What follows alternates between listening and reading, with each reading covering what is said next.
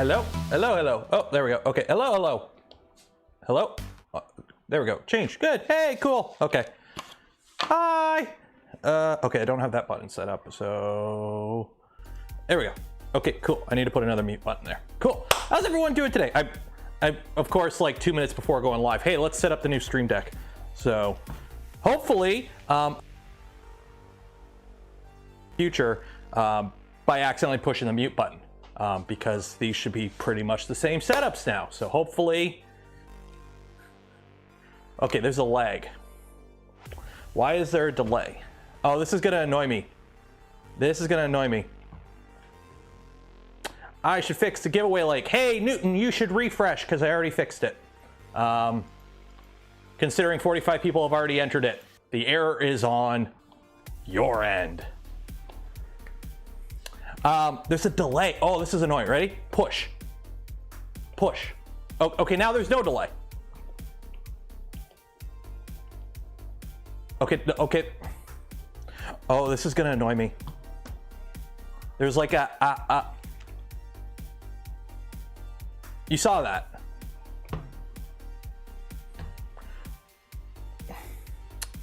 Why is there a delay, OBS? Oh no, why is there a delay? I don't know, hopefully we'll live with it for now. We'll deal with it later. That sounds like a future Taylor problem. Okay. But there's 2 links. Are there 2 links? Oh, no, there's, oh, okay. Well, the first link is just a generic doc link that I accidentally copied. That one doesn't matter. Okay. So yeah, so we are live. Let me put all these extra tools away that I don't need. I don't need that, that. Okay, cool, cool. Good enough, good enough, good enough. Okay, there we go. So yes, today is not Rat Rig Tuesday. It's VZBot Tuesday. We don't have a fun name for VZBot Tuesdays. May require Microsoft Solutions reboot. Yeah, I probably should reboot. This computer's been on for like a month and a half straight, so it probably doesn't help. So that might be, you know, that might, wow.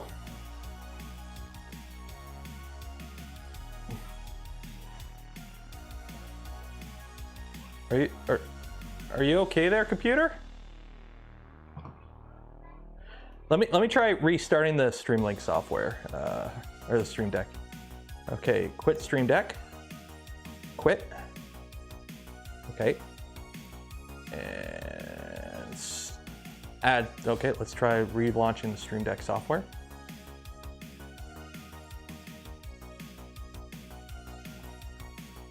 Okay. Okay, we're good. Punch in.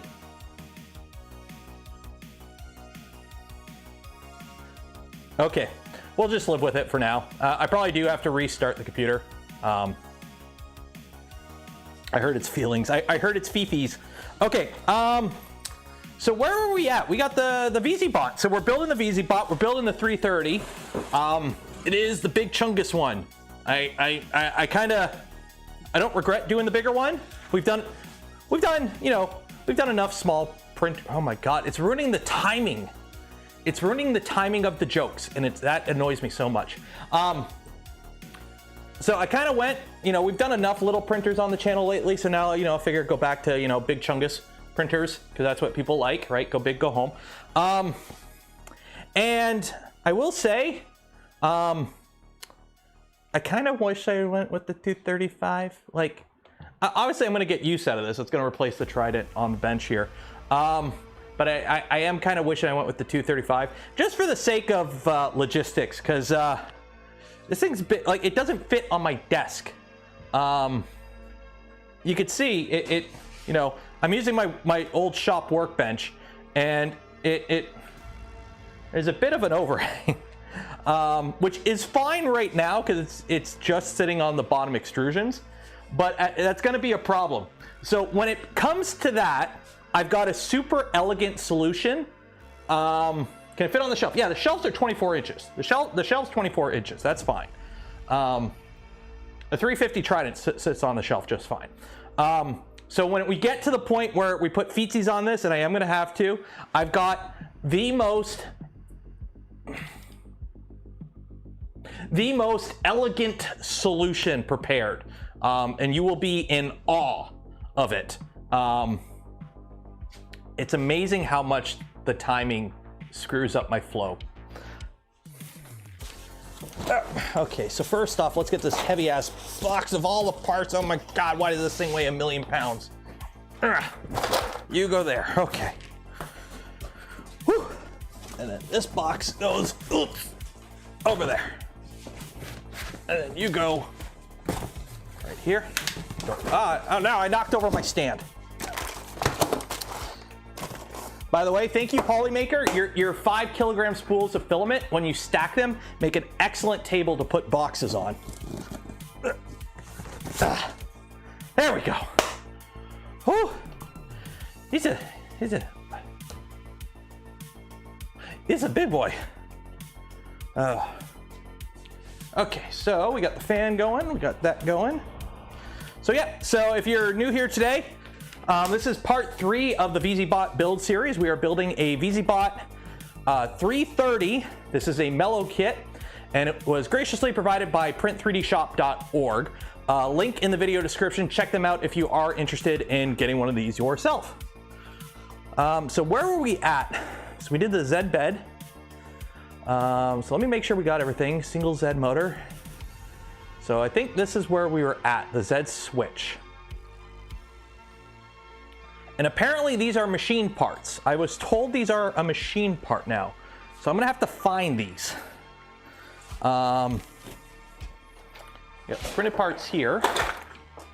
I've got the bed. We finished the bed. The bed is all put together. It's ready to go in. I'm not gonna put the bed in yet because the bed is heavy. No delay. No, the delay is with the Stream Deck. I probably got to reboot the computer.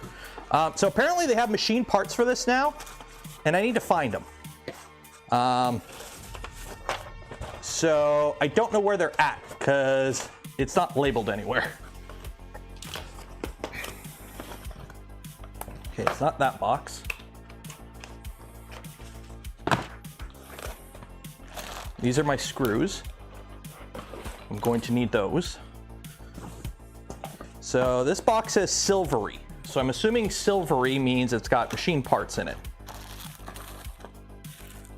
These look like machined parts. These might be for the extruder though. I don't know. Let's open it up. The boron rattle. Okay. This isn't a Voron rival. It's just a different printer. Y'all need to stop with the frickin' tribalism. It's honestly annoying as fuck. Okay, so it's a different design with different design goals. Voron's not a company. Voron doesn't compete with anyone, right? It's the worst company in the world. Okay, same with VZBot. I don't think Vez owns a company. These are people designing printers. They want to design and have fun. Stop making it a rivalry. Okay? It's fun for a little tongue-in-cheek and whatnot. You know, it's always good to have something to compare to.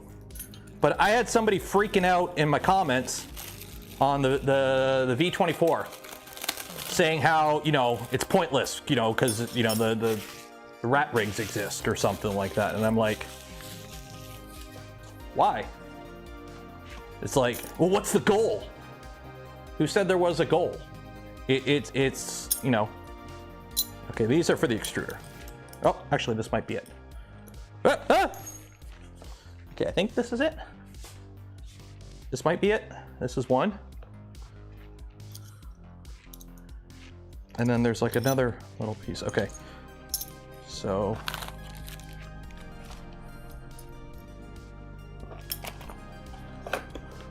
So yeah, so it's not a competitor. It's, you know, you could think of it as a competitor, but honestly, they're not. They're, you know, competitor, it implies there's like some sort of contest or race, and there's really not. Okay, so how does this work? How does this work? So there's desktop. So you have this little endstop holder and this Z chain holder. So I think the Z chain holder is, it's got to be this. I don't know. There's a machine part here. Somebody told me these were machined because I didn't print them because there is nothing to print. That might be for the ends. That's not for that. So I have no idea what I'm looking for here. I've got another box with silvery on it, so I'm going to check that one next. Oh, here we go. Hey, they're right here. Competition implies there's some sort of prize. Yeah, there's like an, you know, Voron's not a company. The Voron printers are designed the way they are because that's the people who wanted to design them. And if you want to build it, build it. That's the extent of the Voron design goal. Let's look in box number 2. I found him. Look.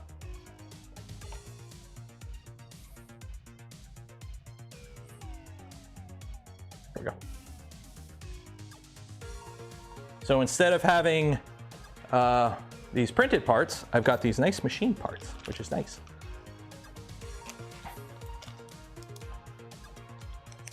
It's like Pokemon, you gotta catch them all. Exactly, I've got Vorons, I've got, you know, VZBot, I'm building this, I've got an Polymaker, I've got Prusas, I've got a frickin' bamboo. Now, granted, I didn't pay for it, and I wouldn't pay for one based on my personal experiences with it. But, you know, to each their own. My printer, not your printer. You build the printer you want. Okay, so that's gonna go there. Okay, cool. So, this goes here with some M310s, and where does it mount? Screw the end stop holder to the top front Z rod holder. Okay, so the top front on, I'm assuming it's this side. I'm assuming it's this side. Top front, because I can't put it on this side. I don't think it matters what side it's on. Yeah, okay, let's put it there.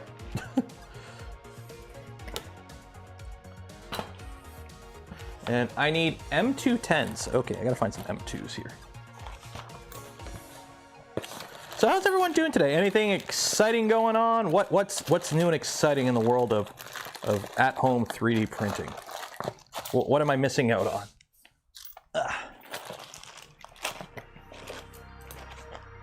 Grumpy toddler that won't sleep. That sucks. Good evening from the UK. Chip cheerio. Polymaker might be at Earth. Nice. I'm not. Voron doesn't have a booth at Earth this year. We basically blew the budget for these kind of things already for the year. With Smurf. Between Smurf, Rocky Mountain, and Murph, basically one of them had to go, and it was Earth, because Smurf is relatively close. So the Voron team doesn't have a booth at East Coast Rep Fest. So unfortunately, I am going to Earth. I got a sponsor for it and everything, so we'll be going there. And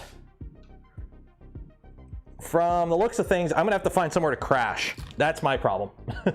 So normally I just hang out at the Voron booth because, you know, I'm on the Voron team, and I just, you know, leave all my shit there, and that's where that's my little hideout for these events. Unfortunately, I am not Voron doesn't have an official presence there, so I'm gonna have to find somewhere to like put my backpack. Thomas, 100 check bunnies. Hey, don't check my name in check. I'm not going to. I have a question about the V24 Flying Gantry's motors. Are they geared for the torque or to stop the gantry from falling down when the motors aren't powered? Are you talking about the 4Z motors? Both. It has to do with, one, more accuracy. The higher the gearing, the more accurate your Z steps are. You know, let's be honest, we all run at 0.2 layer height anyways, majority of the time. And also, it helps the gantry not fall down. The original V2.0 was only 2-to-1, I believe. And on power off, your gantry would drop quite a bit. So now it's like, what, 5-to-1 now, I think? I think it's 5-to-1 or 4-to-1. 4 or 5-to-1, either way. Okay. And we need our end stop. end stop is in box 2.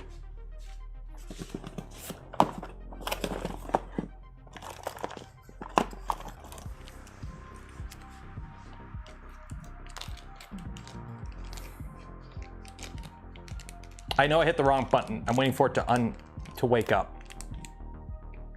There you go.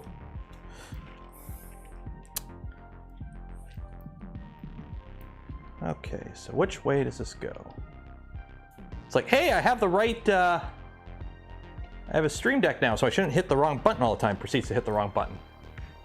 There we go.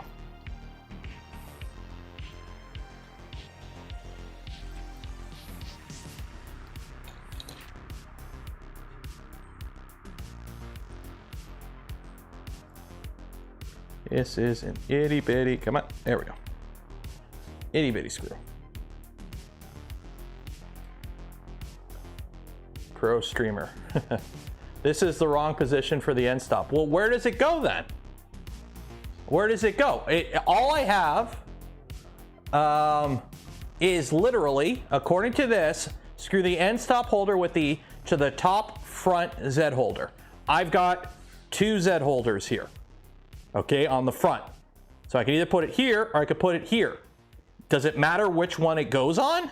Because there's nothing in the documentation to tell me which one. And going off the pictures, I have no reference. I have a close-up picture that doesn't show me anything. So it either goes on this one or this one. That's all I got. It does matter. Okay, so if it matters, it needs to be called out in the front left or the front right. But it's not. It's just called out front. Okay. So you get what I'm coming at here. Okay. If it matters, it should be called out. And if it's not called out, and from my point of view, it doesn't matter.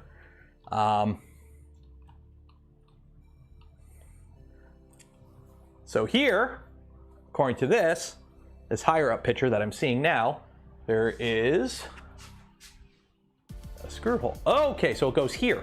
So it goes on this side. Aha. So then why isn't this picture down here with the end stops? So front left. So there we go. So let's move this over. What premium upgrade? Blah, blah, blah, blah, blah. As long as your printer is mechanically sound, a good extruder and hot end are the biggest things that will impact the quality of your prints, in my opinion. So as long as you got a good extruder and a good hot end, and your printer is actually mechanically sound, you should be okay. Okay, this is gonna be annoying, because there's... What just went flying?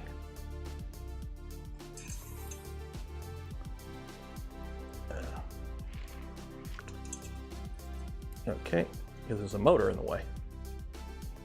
And I can't get this started. Yeah, okay, come on.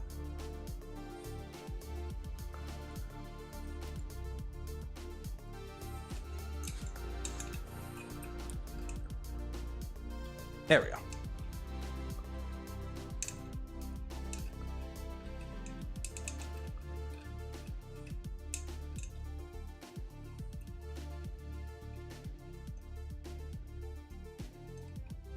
Okay, there's that one.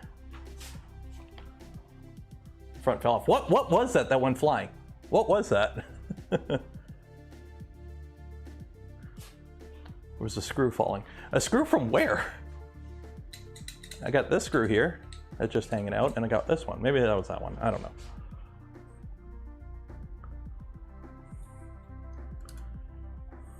Oh, I see it now. There's a tapped hole here for an end stop screw to adjust. There we go.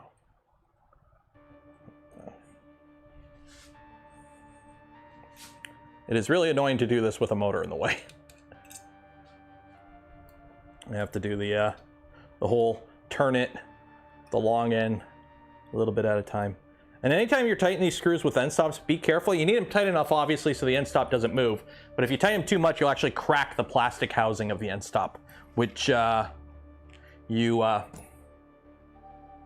don't want to do. Okay. Okay, so we have that mounted. We got that there.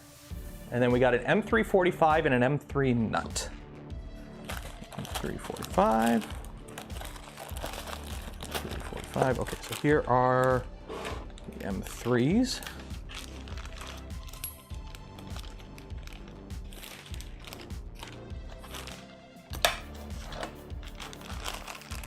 And an M3 nut. M345. M345.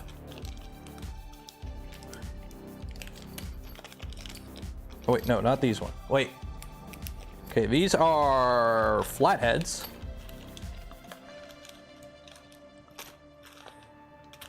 Do I have non-flathead M345s? Other.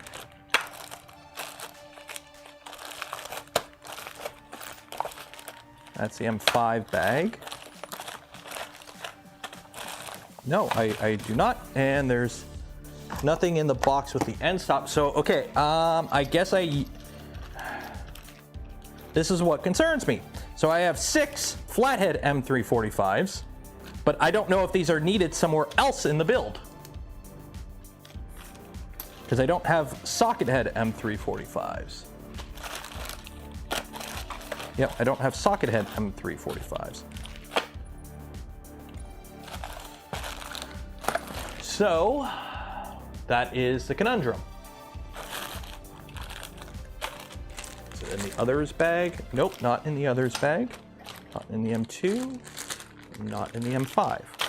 Okay, so here is my folly.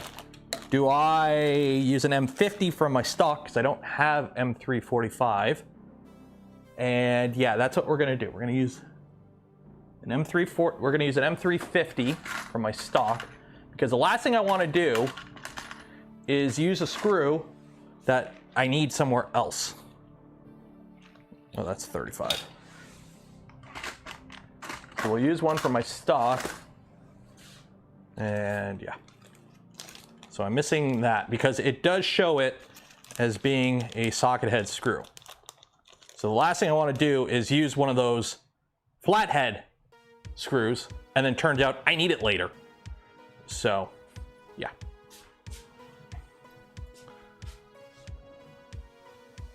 Well, I need thread locker on it. No, and actually, shoot, this ain't gonna work. This isn't gonna work because it needs to be threaded all the way. And do I have? I don't think I have M350s threaded all the way. I do not. I've got M340s that are threaded. Okay, I guess we'll use an M340 and hope that's long enough.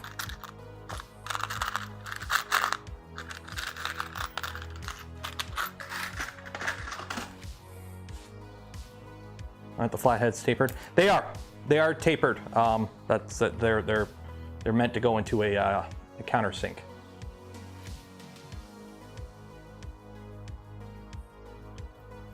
But the thing is, I've only got 6 of them. If it was an odd number, if I had 5, I would be like, okay, that kind of makes sense that 1 would go here and 4 would go elsewhere. But the fact that I have 6 makes me think the 6 go somewhere else, and I don't want to waste one on this. So we're just gonna throw that in here and hope it's long enough, and if not, that's a future tailor problem. Because I did buy some M3 screws, but a screw pack just to stock up. But M345 isn't exactly a common size.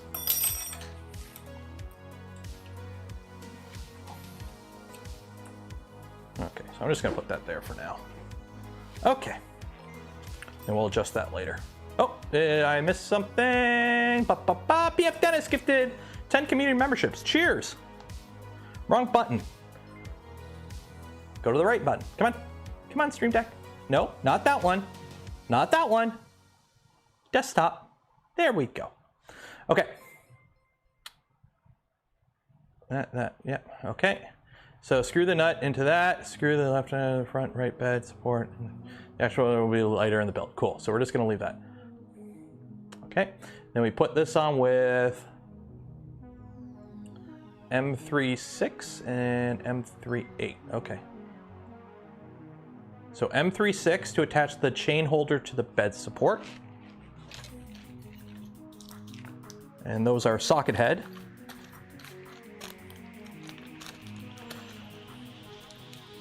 I've got button head.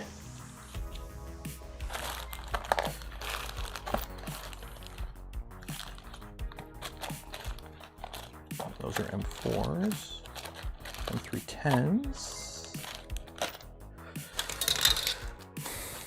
Yeah, I got a feeling see, I don't know if this vendor, because this is a mellow kit, and these instructions are going off of like the BOM. So I don't know if mellow just included more button heads instead of socket heads just because, and I have no way to verify that. So that is kind of annoying because, like, you know, the CAD is designed with button or socket head screws here, as you can see, but I don't have them. I got button heads. So I'm hoping the button heads are the right ones, and well, we'll find out if it's not. Okay.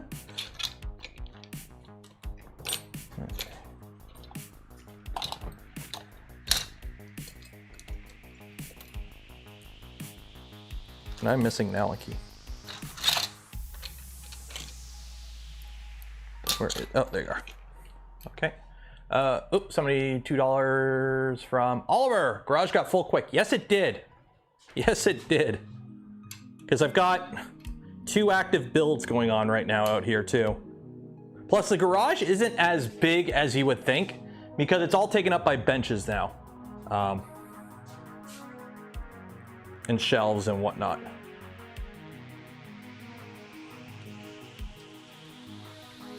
And Oliver gifted a community membership. Cheers! How's my day going? It's going good. It's going good. Spent some time with the little guy at my mom's this morning. I'm gonna make some pizza after stream. Okay, put the M3/8s in the 2 other holes. Okay.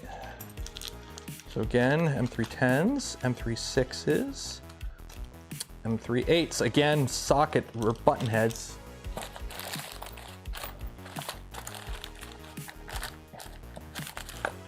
Oh, no, I do have some. Oh no, those are M4s. Yeah, M3/8s, okay. I'm really hoping I'm using the, like, okay, these are flatheads. Oh, these are, okay, these are low profile ones. I'm not gonna use these.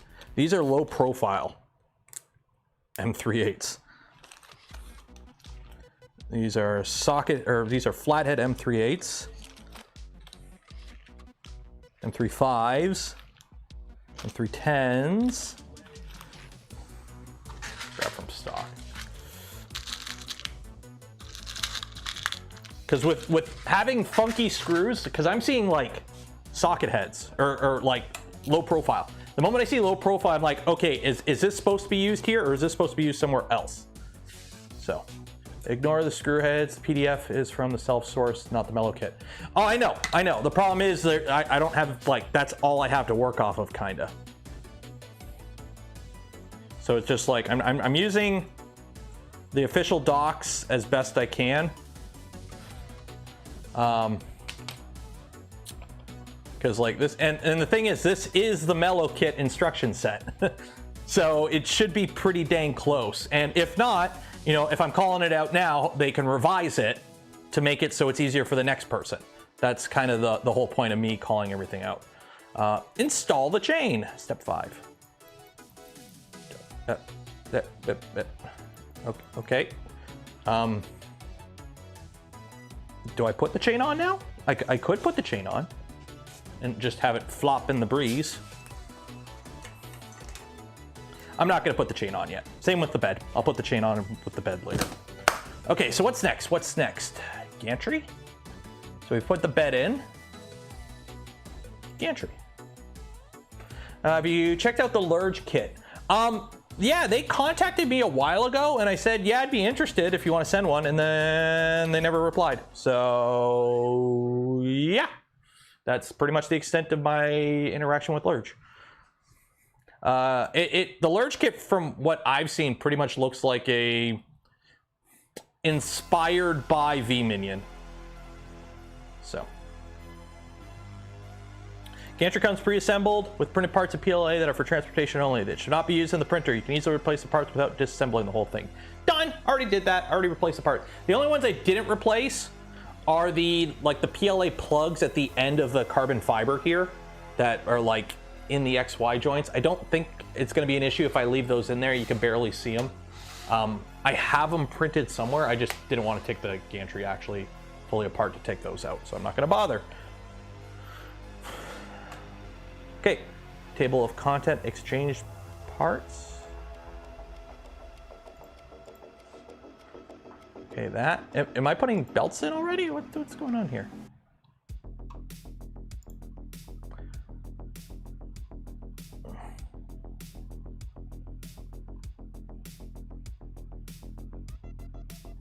No, so I've already replaced pretty much all that. Yeah, so those are metal. Yeah, so everything, I think I've already replaced everything. Because it's just take the screw out, take the part out, put that in. Okay. And then this part in here is the one I didn't replace, which, you know what, maybe I should. Measure the height of your stand, subtract it from 21, then divide by 2, and print 4 spacers in that thickness. Yeah, considering they're spacers, actually, you know what, I'll swap those out now. I'll swap those.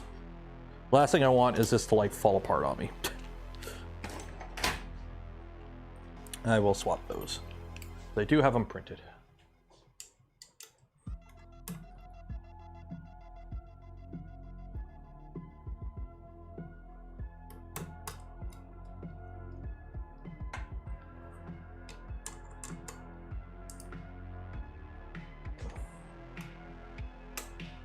So I'm using beacon in the toolhead. I'll be using whatever the kit came with.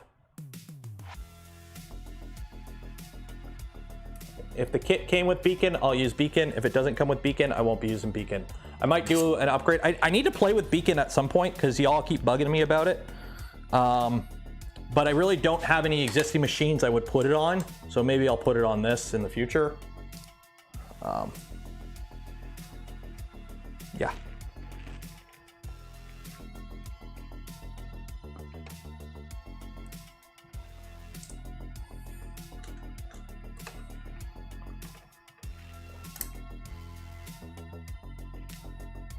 Come on.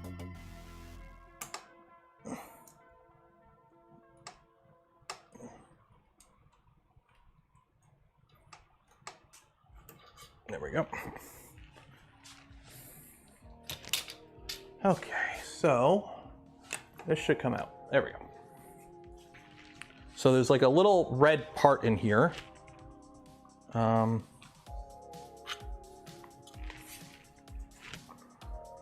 Ooh, I'm missing a plug. Hopefully I don't, send this flying. Okay, so let me get these plugs. One.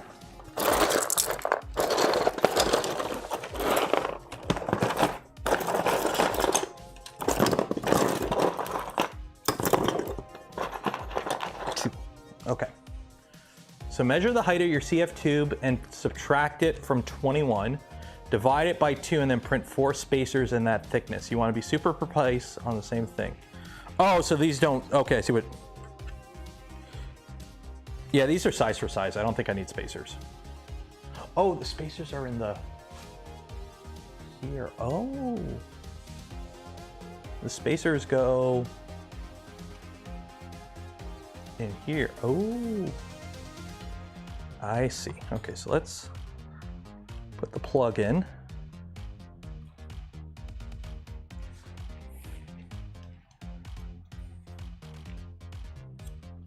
It's carbon fiber tube, fancy.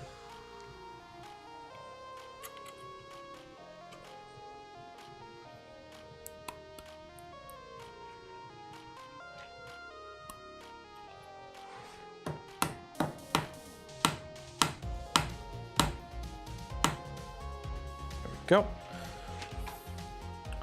Okay, so where are these spacers? I know I printed some. Oh wow, they're thin. 1, 2, 3.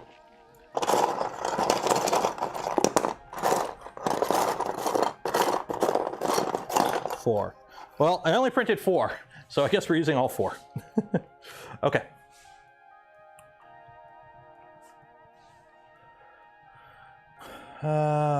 Okay, so insert the created spacers like shown on the assembly with the M3 screws again.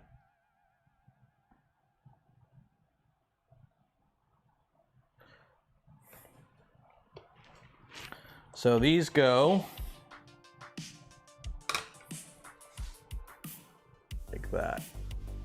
That's gonna be super annoying to line everything up.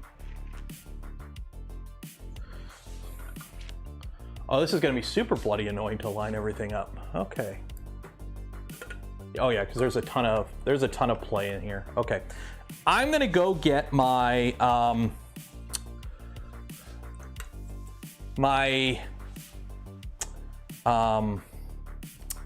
height assistance device and do this.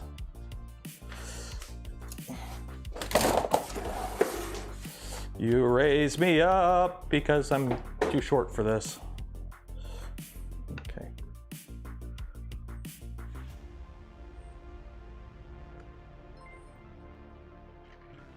Oh, this is not annoying in the least.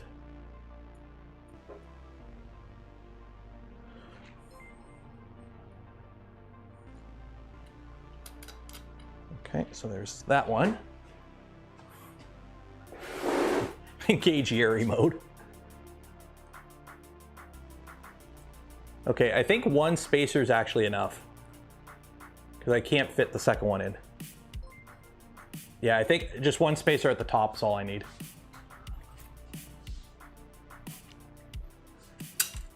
Oh. Sandre gifted 5 community memberships. Cheers. Yeah, one spacer at the top is enough. Looks like. Hi, David. Oh, PSA, heads up. David would mention it on Twitter. There is a printedsolid.shop store. It's a fraud, so pay attention to that. Go print it. It's only printedsolid.com is the only legit one. There's somebody scamming, which seems to be kind of the thing right now. So just heads up, PSA about that. I seen him tweet about it earlier. Let me pull up the tweet. Yeah. Someone has registered printedsolid.shop and is running a phishing site. So yeah, so heads up about that. Community awareness. Aware! Oh my God, the timing on that. Be prepared, be aware.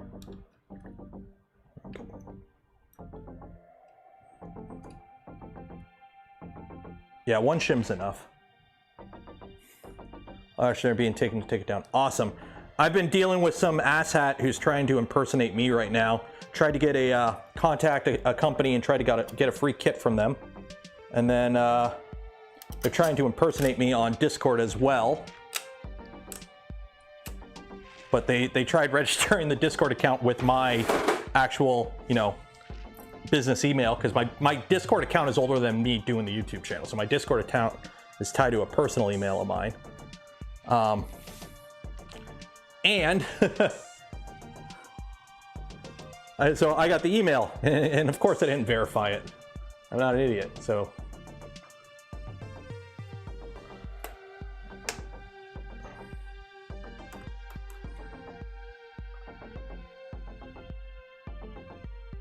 There we go.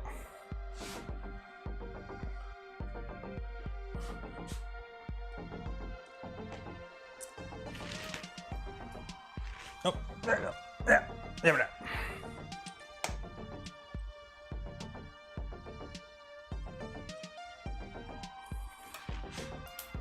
Keep dropping the screw.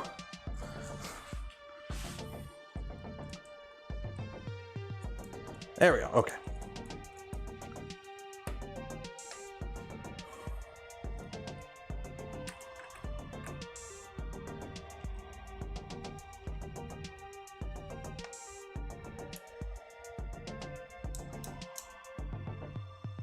There we go.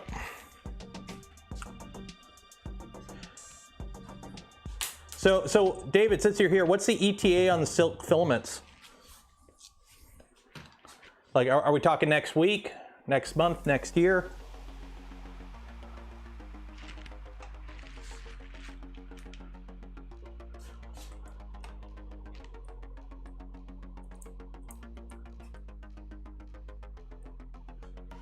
Got the one remaining one. Dot Shop is kind of hot right now. I've noticed a lot of people are firing up Dot Shop stores. ETA, yes, okay. Just like the colors, you were asking what colors, and I'm just like, yes, make colors, all the colors.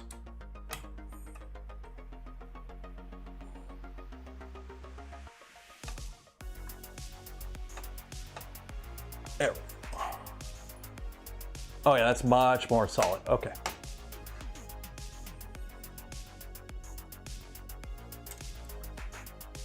Actually, wait, they still wiggle.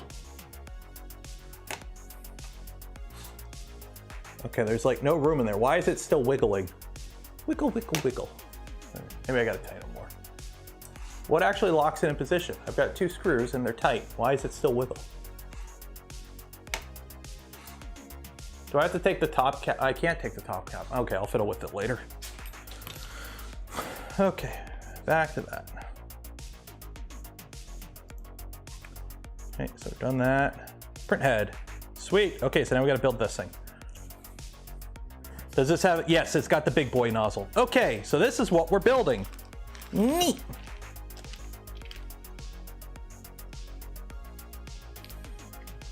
It'll wiggle less with belts, okay. Yeah, and I'll probably tighten everything after too. Okay, so we need box 3, which we got. To do, okay. STLs, pick this if no beacon is used. So I printed a bunch of stuff. And box C. C. Box C.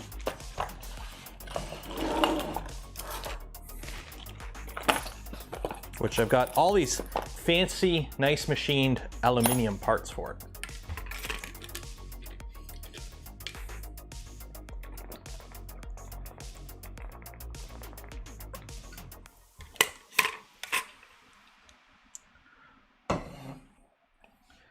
The CPAP hose. Yeah, this is the first time I'm using CPAP, so it'll be interesting.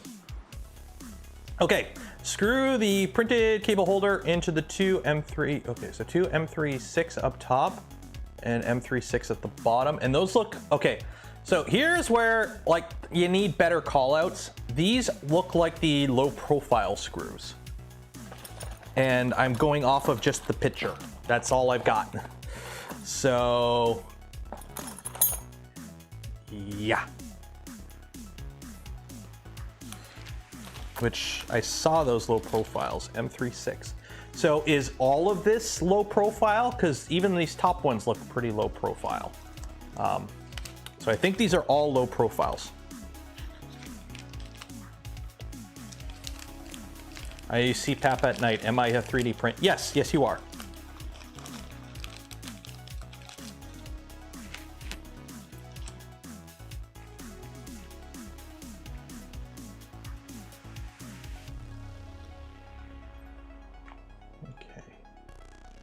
So this is, you screw this to this and this to this. So let's do that.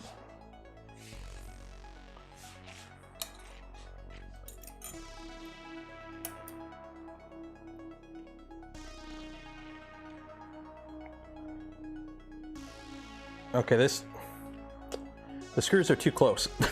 The screw heads actually butt into each other on this. They are not spaced enough.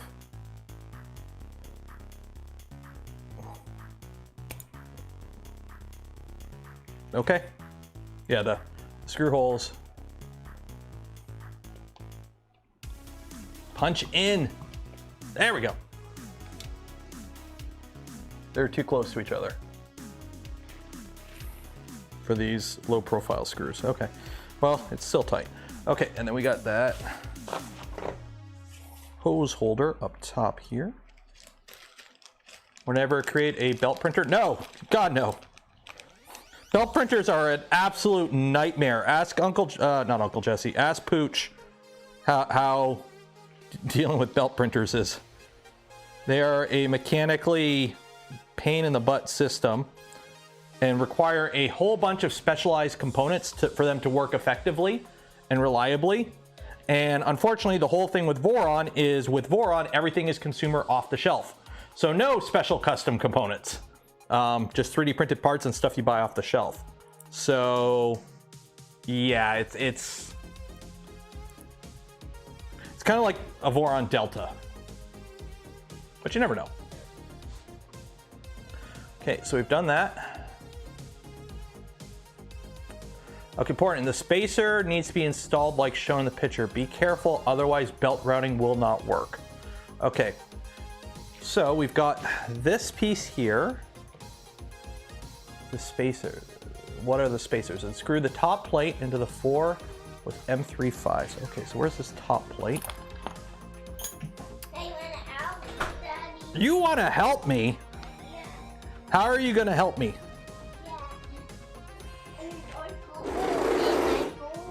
You got your stool? Yeah. I don't know if there's enough room for you to help me right now. There's not room. Yeah, what's this? It's a 3D printer. It's kind of in the way, eh? Yeah. Here, let's put this on the ground. Okay. Put this on the ground over here. So there. Now we have room to work. Okay. So you want to help Daddy? Yeah. Okay. So we need, what are those? M35s.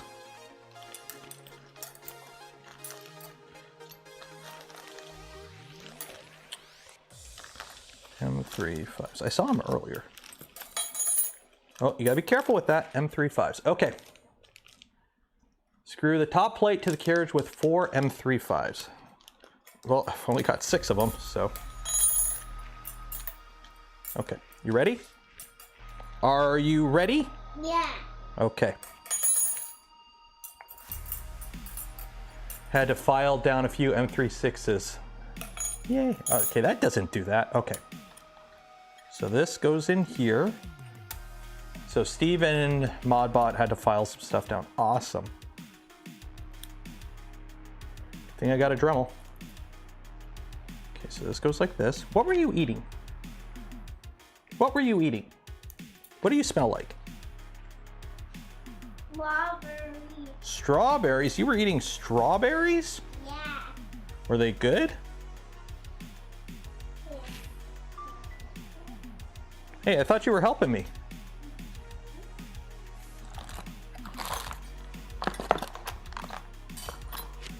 Okay.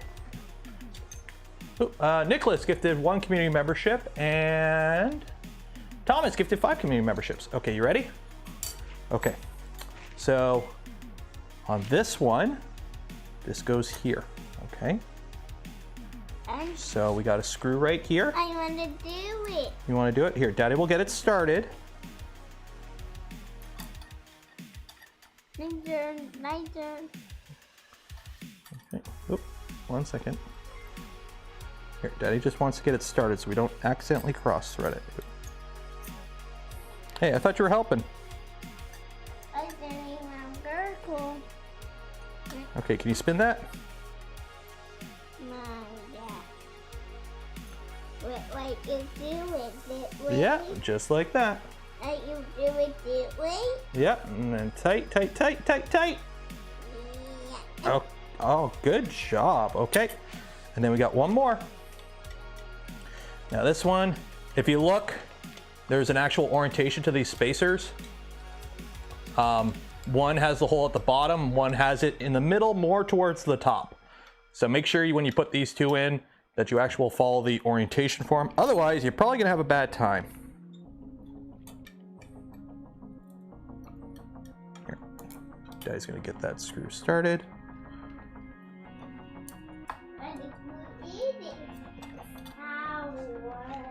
Where are you going? No, there's no more gummies. You ate them all. You ate them all. No. If you want more gummies, you gotta tell Joe to send more gummies. What though? Yeah, you gotta ask Joe for more gummies, because he's the one with the gummies. You gotta ask Joe. Joe's the one with the gummies. David, $20. Cheers. Buy the kids some ice cream. Okay. You gonna ask him for gummies? You got strawberry all over your face.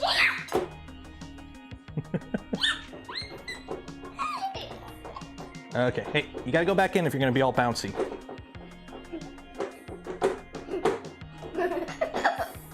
What?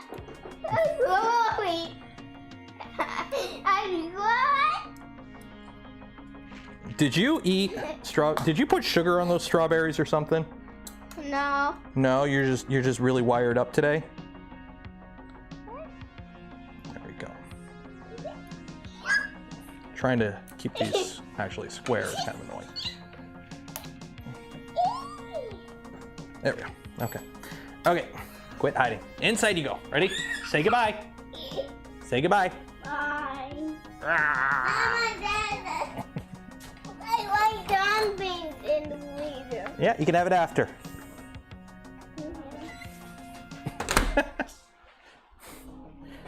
Trying to work. Fez, $20. Cheers. You guys are just encouraging him. Okay. So M3 in the top, and then install the back part from step 1 to the top plate with 2 M3/6. What? I already did that. We already did that. We already installed that. What? Okay, either way. Andrew, $10. Cheers. Get the kid a double shot of espresso to go with the ice cream. I do like sleeping at night, you know. I do sometimes enjoy sleeping at night. Okay, M3/6s. Or M3/5s. Where are the M3/6s? I had a bunch of them. There we go.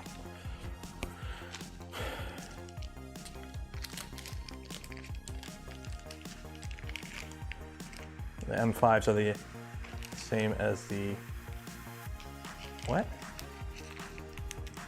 The M5s are the MG9 bolts. Oh! Wait. What? Screw the top plate to the carriage. Oh, we're building this in the carriage. I gotta take this all apart. Or at least I gotta swap these out. The M5s are the... Okay, so we're building this on the carriage. So where's the carriage in the picture then? I gotta swap these. So these are M3s. So M3/6 in that. 3/6, the M3. Okay, there we. Okay, I'm backwards.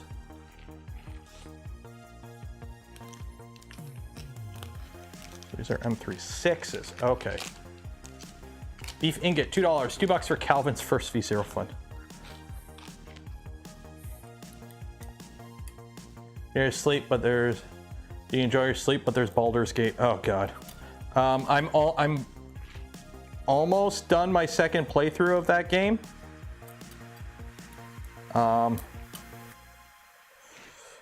No regrets. No regrets.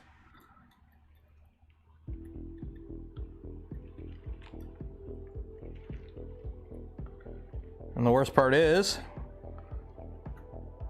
I gotta finish that second playthrough, because you know what comes out in like a couple days?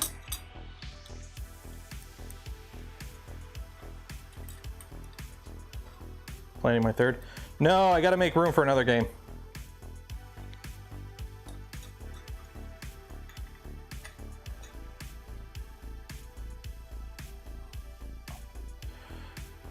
Yeah, Armored Core. Starfield. Pfft, Starfield. Why would I want to play Skyrim with guns in space? Like, it's a Bethesda game. There's no point in buying it when it comes out because it's going to be a buggy mess for the first little while. And then you got to wait for them to fix it. And then you got to wait for the community to come out with, you know, the patches and mods that actually make the game entertaining in the long run.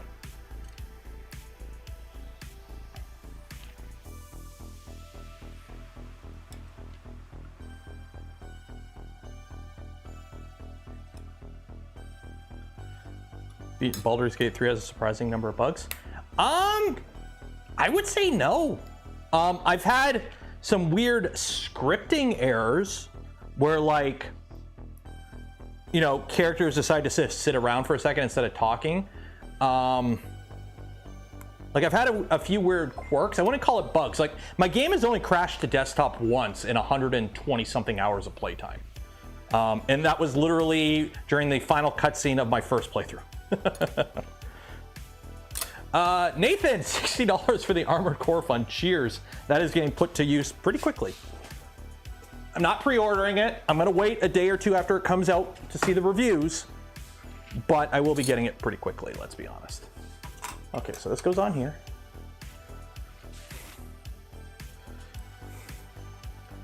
Okay, so I'm assuming the cables are in the back.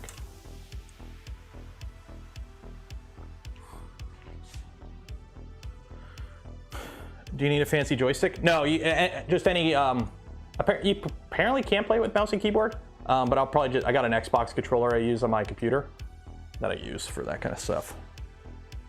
Never pre-order it. Yeah, never pre-order a game. No point. You can wait a day to see how the reviews are.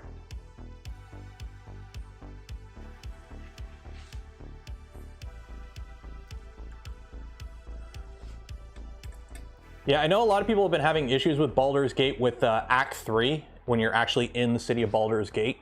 I run it on Ultra on a 3080 with a 3950X AMD graphics card, and I will say it does take a performance hit, but it's still perfectly playable in my opinion.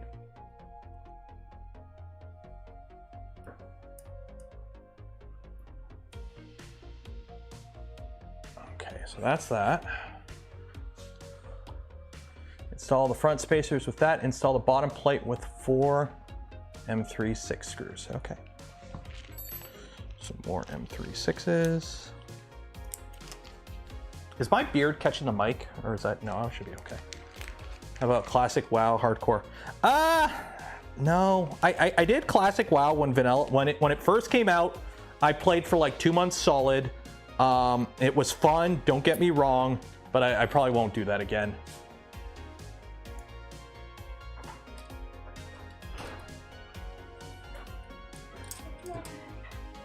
What are you doing out here? You're supposed to be inside. No, I will be or Mama. You're looking for Mommy? Yeah. Where is Mommy? Mommy's inside. Down where? Yep, somewhere inside. Go look for Mommy.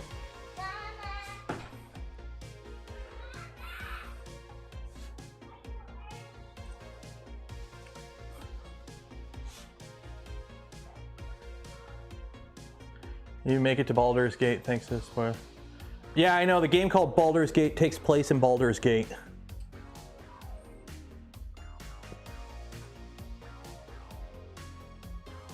And I do kind of get why they tell you to play as Dark Urge on your second playthrough instead of your first. Before you start making it third base. All the love interests are super easy in the game. Like literally you just gotta pick option 1 through half the game and you'll get whatever love interest you want.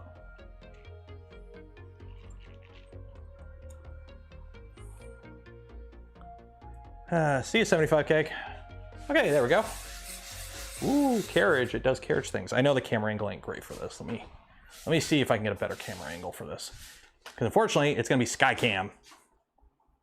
And by Skycam, it's look at the Skycam.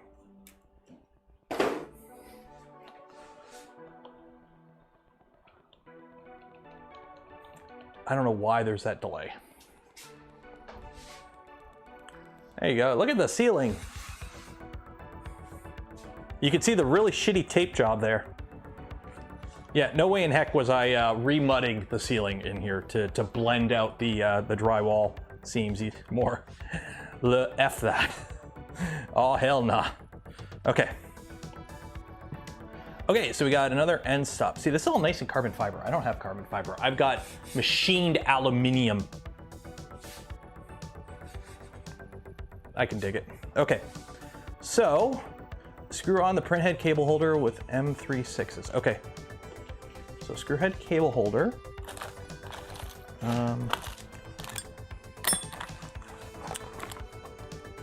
Is that a machined part?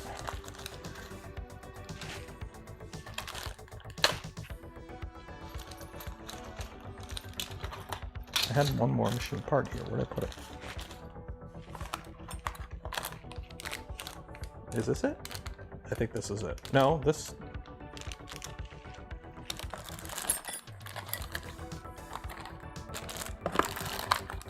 Nope, I've only got 2 more machine parts here. Got this and this. Is it a printed part?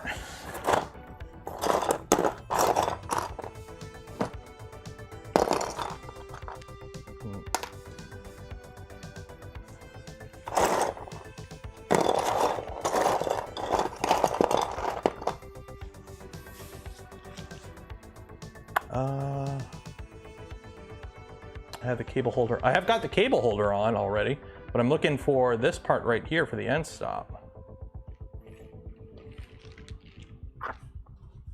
Which I don't see. Unless they, like, it's part of this, which, nope.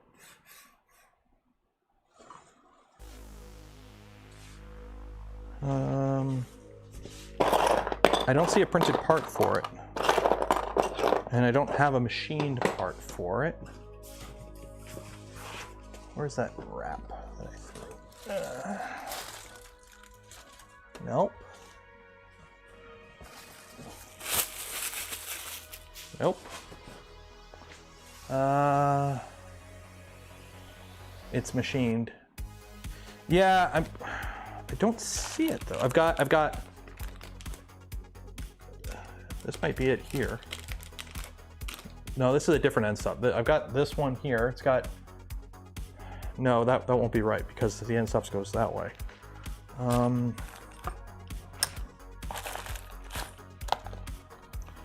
there's the extruder. There's this. There's this. That's all I got.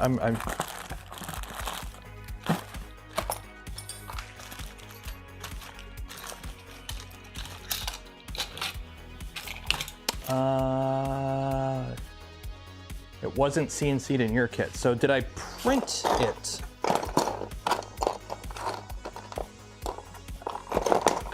I printed everything that I was supposed to print.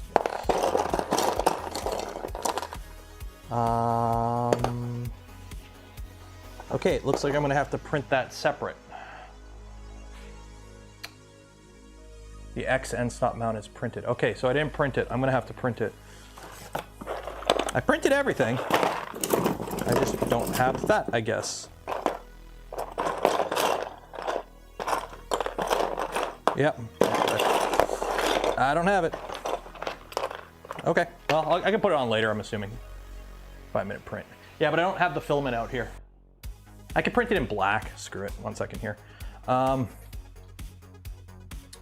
What printer do I have online with black filament in it? Is the Bamboo online? Yeah, the Bamboo's online. Okay, work slicer. I just get it printing so I can throw it on later, so I don't forget.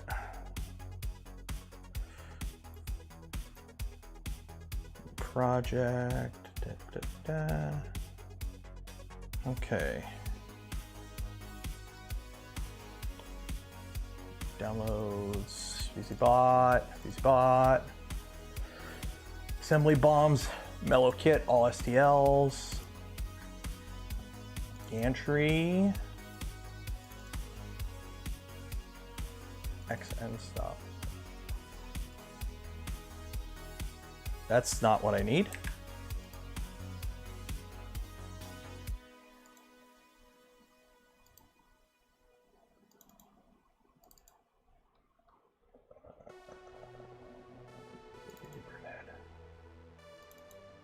There we go.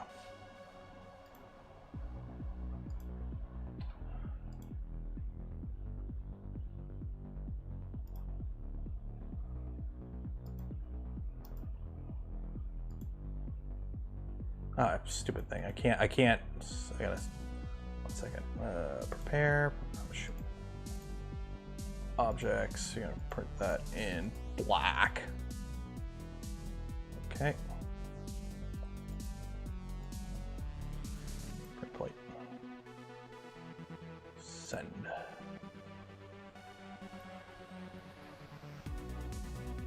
I didn't print it because it's an accent color.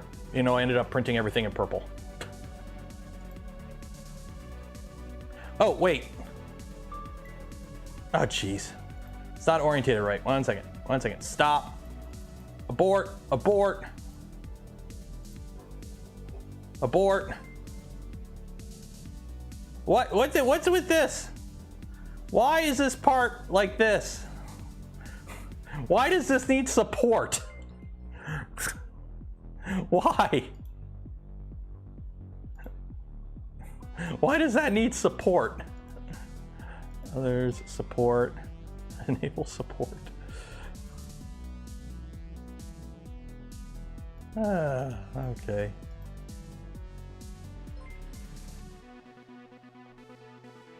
Why is that not just flat? No, it arcs both ways. It arcs both ways. Okay, well, it's printing.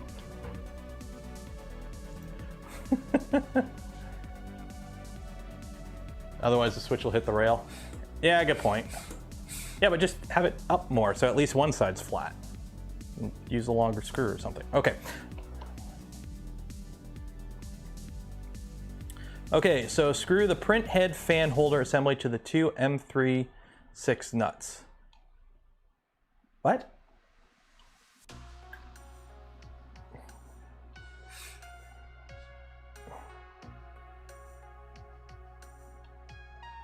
Where the fuck is this at?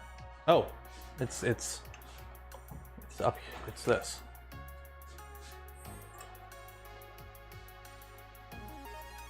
That goes there with M3/6 nuts. Oh, okay. M3/6. Didn't want it higher, it looks odd. Okay, well, printing with support. An internal air disturbance was detected. Shut up, Bamboo, and do what I told you to do. Maybe if you use, a bed probing system that didn't require finicky wires and was super mission critical that nothing ever broke on something that moves, you wouldn't have these errors. But no, you gotta be special. And because you're special, everyone copies you. So now we gotta deal with it on all the other printers.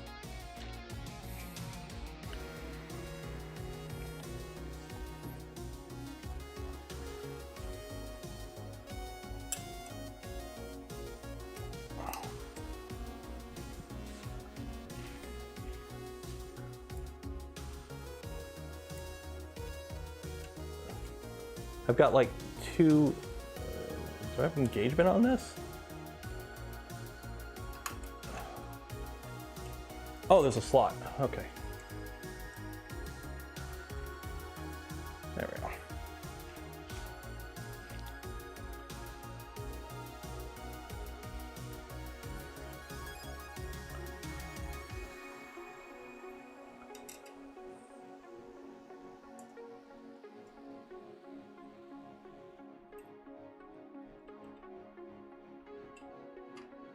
Okay, so this is for the CPAP thingy, I guess.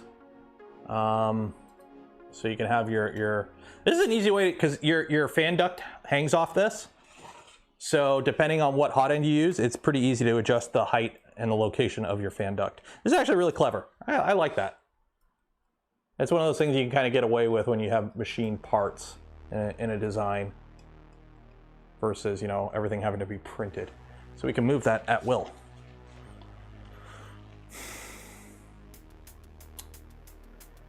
Okay, now we run some belts. Insert the belt like this. Okay. And then the second belt like that. Okay.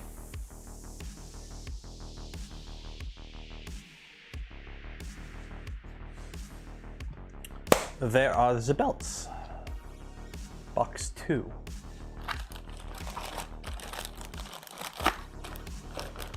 That's box C. Box 2. 7, box 1, box 2.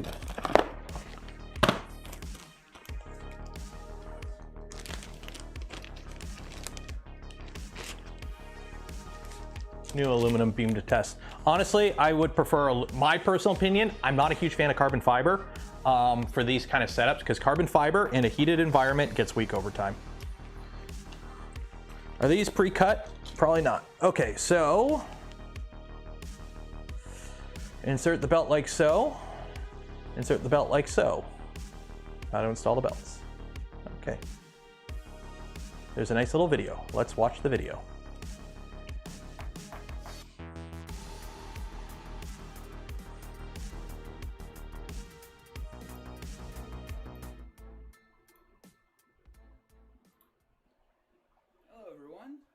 3D here again, and today I thought I would show you how I do run the belts in the new print head. I mean on the VZBot, but with the new print head. It is very, very simple, very easy. So what you do, you start, and by the way, this is running the new mellow carbon fiber tube pre-drill with inserted nuts. Very awesome stuff. It fitted perfectly fine. Okay, so for the belt, what you do, and let me just bring it here. You start with the front, obviously. We're going to do this side first. Doesn't really matter. First of all, let me tell you the length of that belt is 180 centimeters. You'll be fine if you have 174 centimeters. It will be perfect. 175 will be a bit of loose, so that's good. You have extra. I've got ends the belt. 175 is good. 174 is still doable. 173 you don't have enough. So 174 would be the perfect path, the perfect length. So what you do first, it's easier to do it with in your block you. But you can still do it with the hot end if you like. You're just gonna have to move it on the side like so it doesn't hit the hot end, but it's best to do it before. So you install the belt, you put it in the slot on the front, and let me see if I can zoom in a bit, like so. All right, so you put it in there, and then what you do, you just loop it on itself. You don't need a lot. You just need a couple of teats. I don't know if I can see that on the camera. Yep, like so. And then you just pull on it. You could, right now, insert a piece of filament, cut to size. It's filament, 1.75 filament, cut to 6 millimeter or a bit more. You could insert it in the loop already. Let me just do a bit more. Is that literally how it goes? So, just to show you, you put it about here, then you loop the belt around here, and you need like a couple teats to hold it. And then what you do, you just pull on the filament, on the belt, and you pull. And right here, it's not seated properly. Just pull it a bit hard, and it's gonna sit perfectly in there, and it's gonna be super tight. There we go. Okay, so let me get some ABS. Because I don't trust PLA in this. Do I have purple out here? I don't think I have any purple out here. Do I have purple out here? I don't think I do. I don't think it's in any of the printers. No. Okay. We will go with, what do I have for ABS out here? I guess it doesn't really matter what filament. It's not like PLA is going to melt. Okay, we'll go with this because it's black. Okay. So this, let's do this. So this comes through. Need a little piece of filament.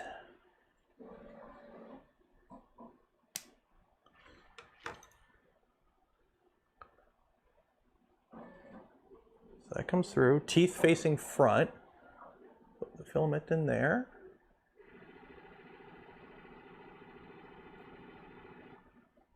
Pull it through. And nick off any extra filament here. And just pull it tight. Oh yeah, that's never coming out. That is never coming out. You have to use the one. I mean, I do have Ultim. I could go get Ultim for this if that was an issue.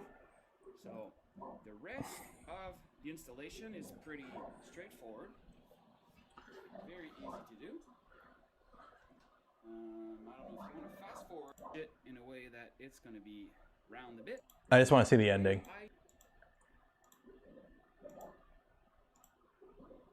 How do you get to the end? Correctly seated inside the pulley. Like here, I have a little issue. Just need to make sure it's inside.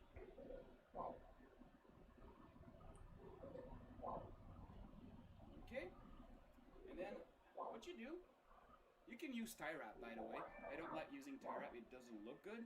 I've made these belt clips, and let me see if you, yeah, what they are, they're just Yeah, I got these. a slot with the VZBot logo, so make sure you face it in the rear so you can see that. And then you put the belt in before. Okay, give you a bit of loose. Again, make sure you're inside all the pulleys. Then you Hey, Steve. put it in the slot, and I'm twisted. Sorry. Rake and remove that squareness. And since I'm not, since there's only one belt so far on this, so what I like to do, I bring. Let me switch to wide angle. I bring all the carriage at the rear. That way, I'm sure I'm not pulling too much tension to break that squareness. And then that's about as much as you would like to do. So what you do, simple thing. Let me bring it here. Re-zoom in. Belts together. Give it a bit of tension, but not too much so you don't. Oh, so you loop the belt on each other and use the clip to... So you slide in that belt, and I did it on the wrong side, so the logo won't face the rear. So Oh no, you gotta have the logo facing out. That's... that way. We'll put it in there. It doesn't really matter for now, at least for if you... a bit of a tension, but not too much. And then what you do, and I'm gonna see on the camera if you're able to see that. I have way too much belt. It's 180. You can cut then all the way back there. All right. And that's it. And then you tension it with the motors. See that? Yeah. That's how it's mounted. Okay. And same thing in the back. Okay, let's do this. Easy peasy, lemony squeezy.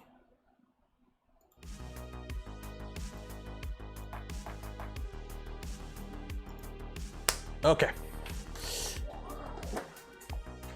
You raise me up, because I'm too short for this. So that ain't going anywhere. Actually, that might, let me...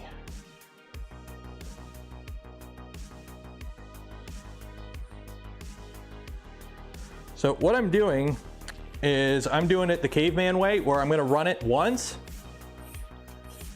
cut it, and then take the belt out and then cut the other belt to the same length. That's kind of how I do it. Which kind of sucks when it's really long, but it allows you to get both belts exactly the same length. Or I could just cut the belt in half right off the bat, but I like to save the extra belt because you never know, you might need it at some point. And don't drop really sharp scissors on your feet, it hurts. Let me see if I can get a view that gets more of it. There we go.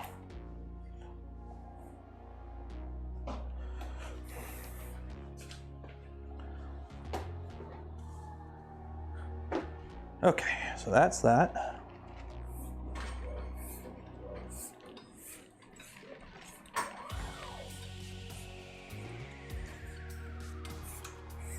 Oh shoot, you gotta remember to not twist it. Yeah, I'm just gonna cut this in half. This is way too long, okay. So how does that go over the idler? Oh, it goes right into the motor. Okay, right into the motor. Yeah, because these are inset more than I'm used to. I'm so used to like the Voron belt path where the it really hugs the extrusions.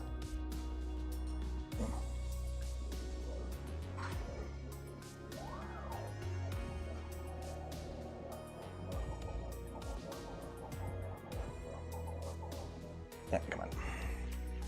Where are my tweezers? I know I got.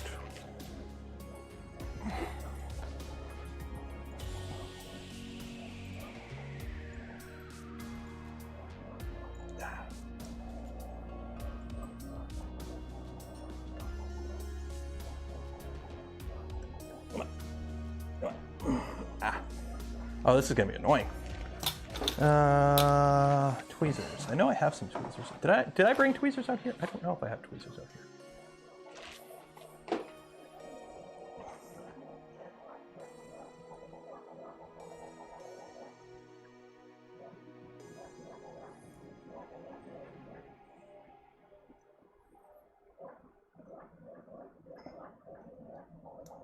Trying to get it to go around the stupid thing. There we go.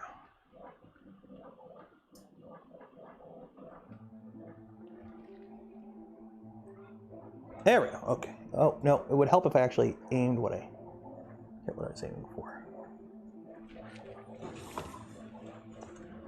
No.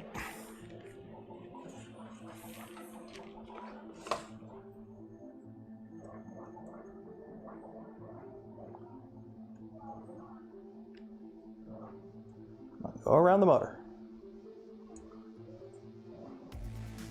Go around the motor.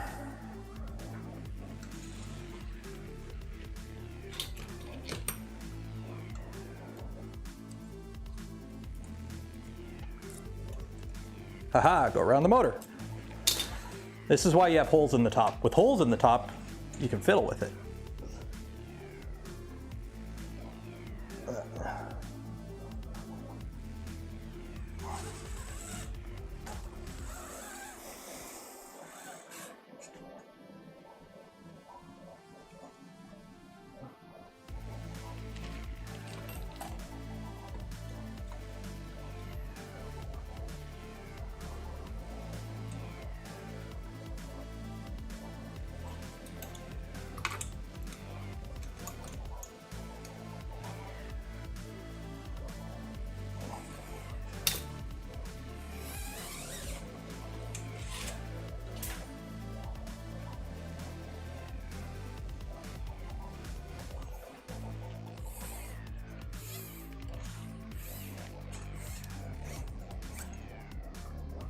And there's already dog hair on everything. There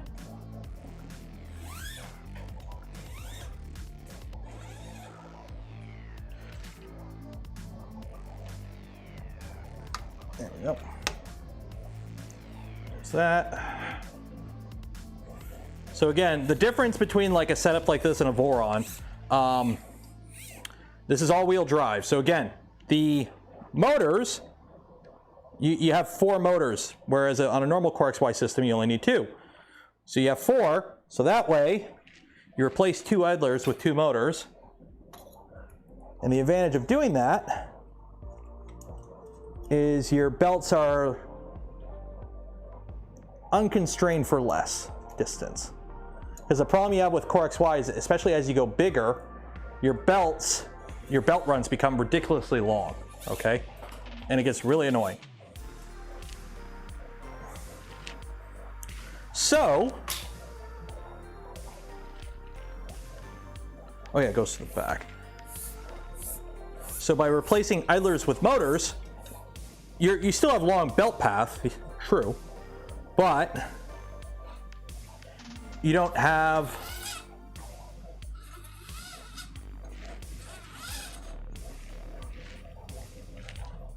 okay, this I'm trying to confuse. There are some idlers that are T-thin that are... My gantry's upside down. I gotta swap these.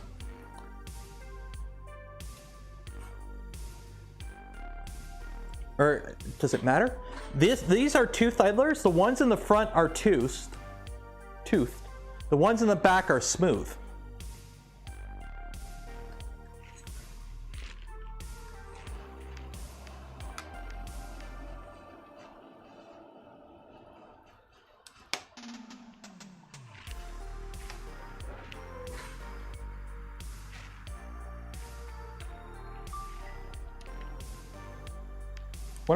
What's up here? What's up here? Another milestone. Cheers. XR Bunker gifted 5 community memberships. Cheers. And this doesn't line up right. Why is this spaced out? Okay, one second.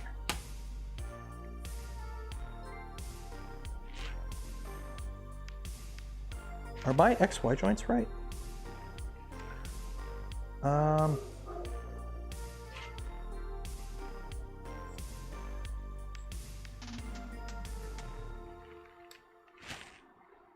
Why is this tapered?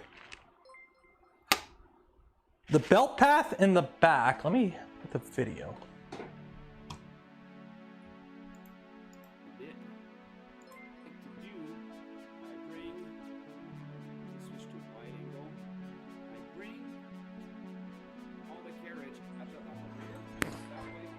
Oh, I forgot the motor. That's why.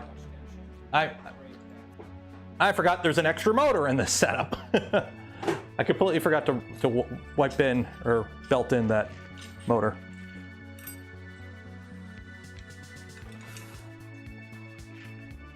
It's like, wait a minute, there's a motor in the back.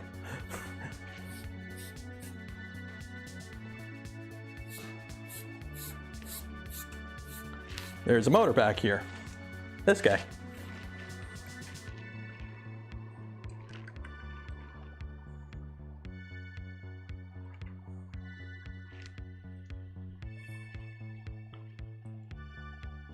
Like, why does this not have a tooth idler? And I'm like, oh, that's why. Okay, problem is I'm trying to get this to go around this corner and it's not wanting to. Not wanting to.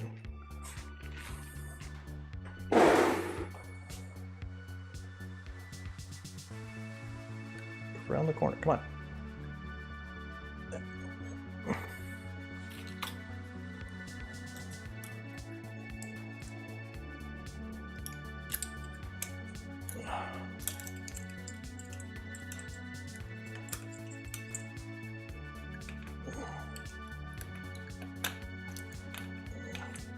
No.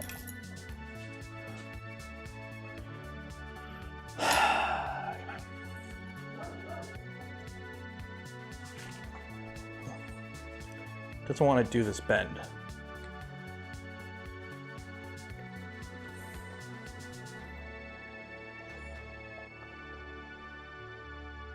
No, don't go that way, go this way. Come on.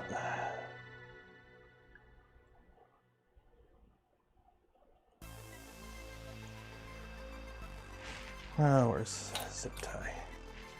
Do the zip tie trick. Zip tie trick.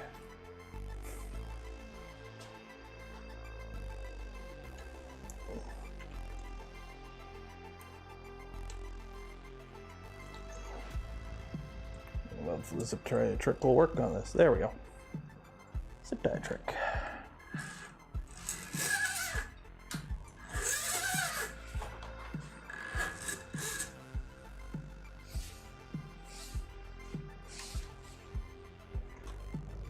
Yeah, great camera angle. That is what it is. You guys have seen me belt up Core XYs a million times. There's no way to get a good camera angle, especially in a streaming setup where you don't have, like, you're doing it live. It is what it is. And again, there's a video on how to do it here. So if you want a better produced video that has editing on how to wire this up or belt this up, watch the video.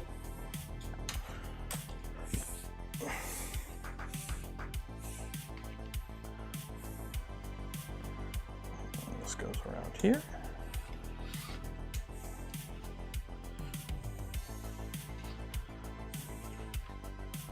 And there we go. Okay, make sure everything is riding on its riding on the idlers.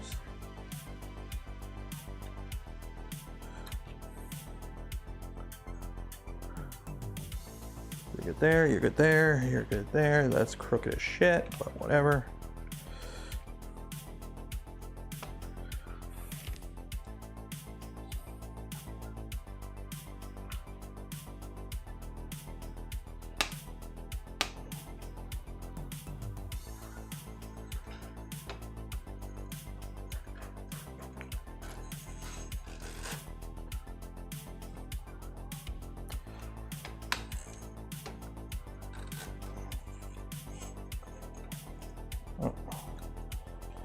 I may have screwed this up. I may have screwed this up. Shit. Yeah, I screwed this up. I ran the belt the wrong way through this. It's supposed to go, there's like a gap here. I ran it through the wrong side. Shoot, okay. Well, let me cut this to length so I don't have a stupid retarded amount of belt here.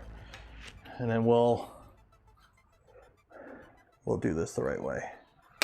There we go, there we go. There we go, okay, so how much extra belt is in this thing? Hopefully it's a decent amount. I'm gonna cut you right about here. Where are my scissors? Oh wait, I dropped them on my foot. So that means they're on the ground. There. Okay. Snip. Hopefully I didn't screw this up. Okay, there we go. So undo this, take it all out. It's all got to come out anyways. So I can cut the other belt to the same length, so I have equal pairs. And then we can do the proper belting. Okay.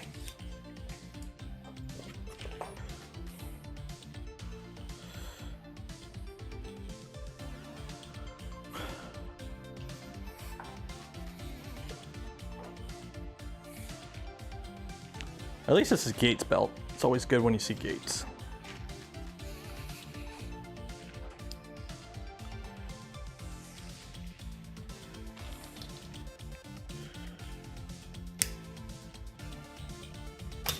Okay, so that one's one long far.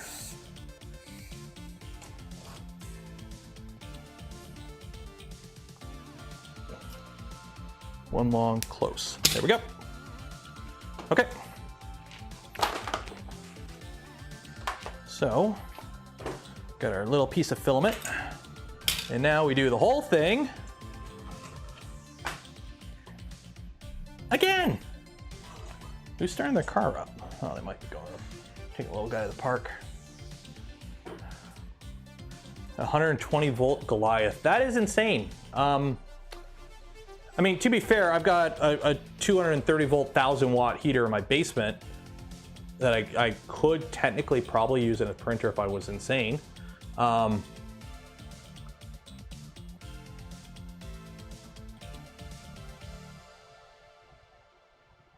It's left over from a mold heater.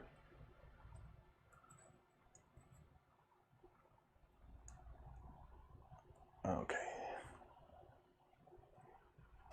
Okay, so there's the one. We got one. So now we do our belting.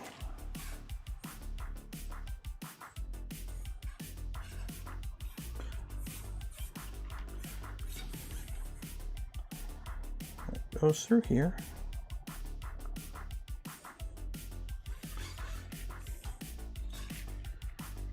And that came out. Where did I put that filament? You know, we're gonna use pink. Why am I gonna use pink? Because I got pink right here.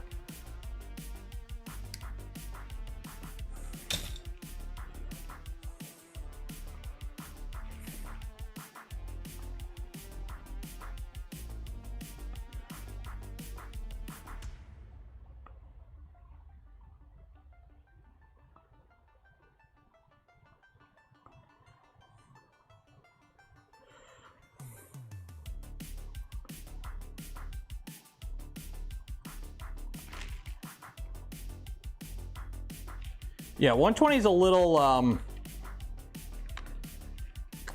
not saying crazy, but I personally would not run 120 hot ends. I mean, heck, I don't even like water cooling printers. I personally don't even like water cooling a hot end.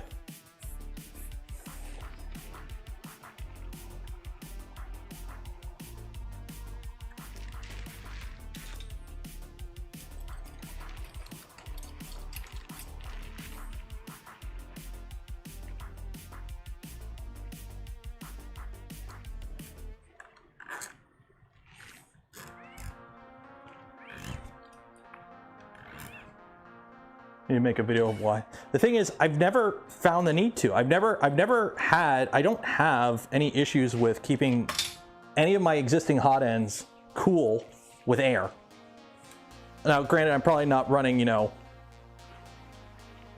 some chamber temperatures that some people are, but I'm also not printing anything super exotic that needs those crazy hot chamber temps. So for me, it's just kind of like, yeah, I'm okay with air cooling.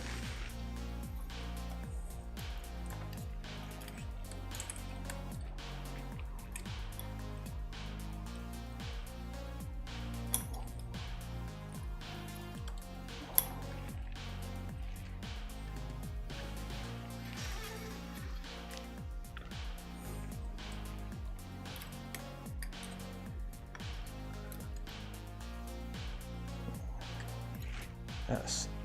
Piece keeps falling out.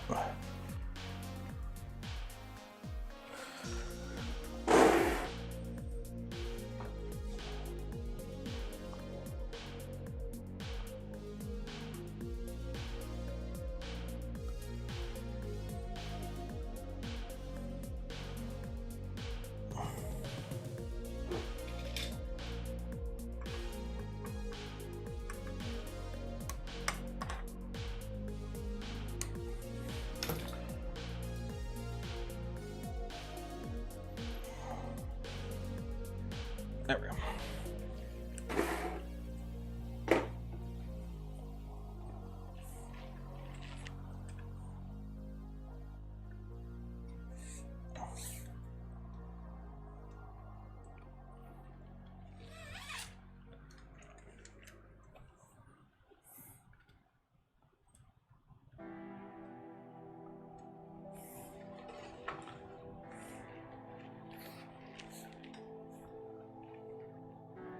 There we go.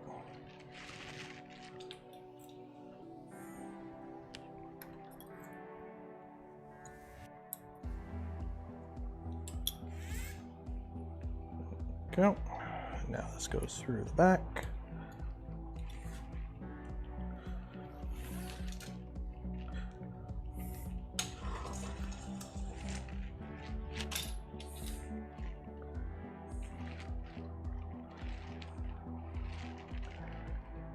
Would say having little access holes on the top of these plates would be super nice. My shirt's starting to glow. I think it's just the design of the shirt. It's not a glow-in-the-dark shirt.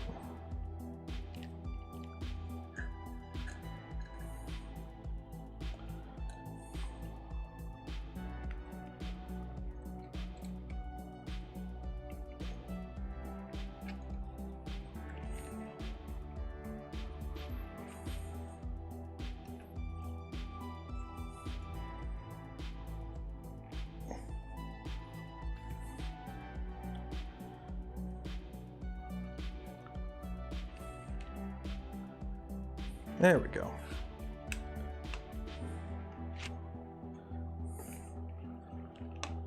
Okay.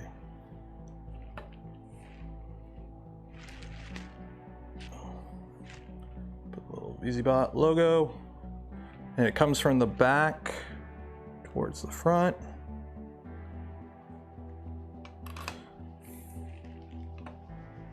Okay, make sure everything is riding on.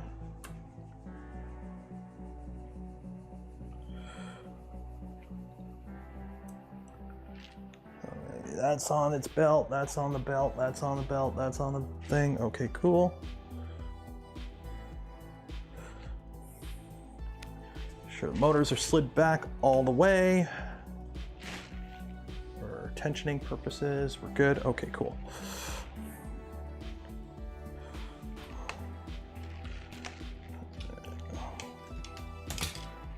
What I'm gonna do, get that tension, pinch it with some pliers so I can slide this on.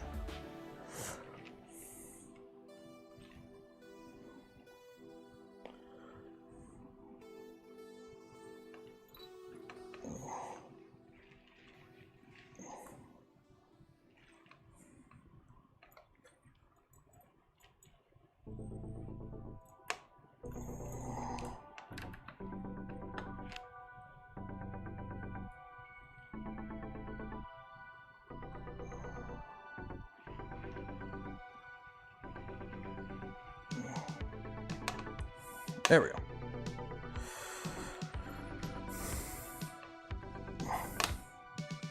Okay, I got that one in.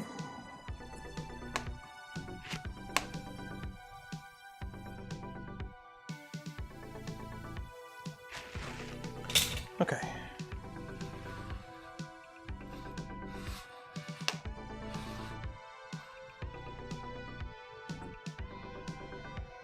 There we go. Okay, one belt done. Now I'll do the other.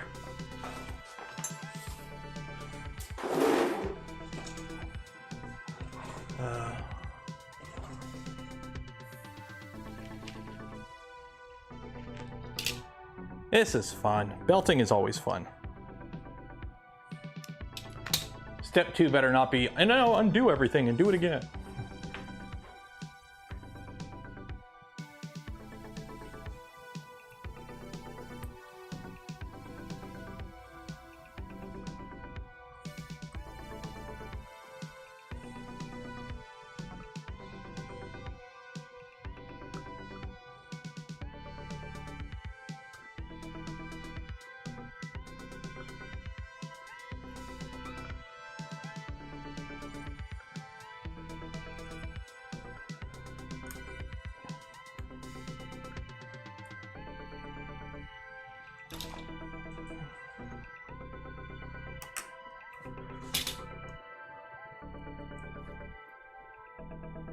There we go.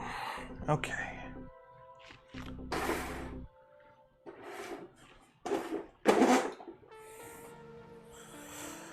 I never thought I would be... How did you get into this, by the way, Bez?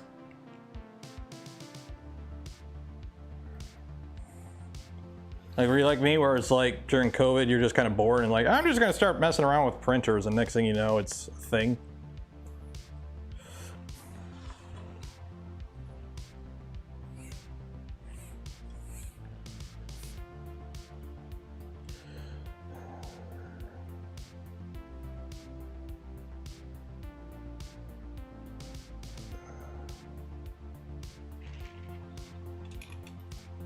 Fighting depression. Yeah, a hobby is always good for that. Something to focus your mind on. Come on.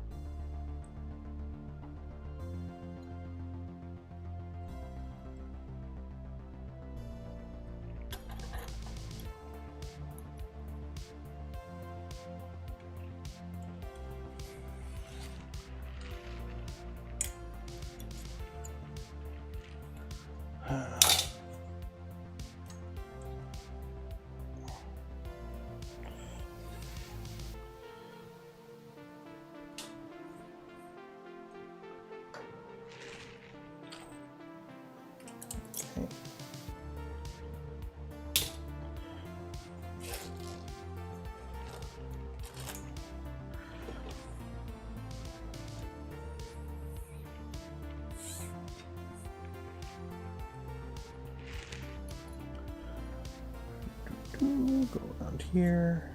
There we go. That one was easy. Go through the back here. Come on.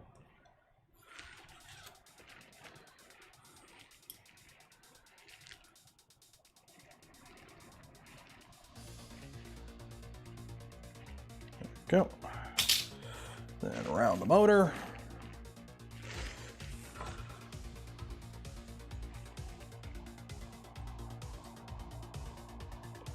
Motor's all the way in the back, good.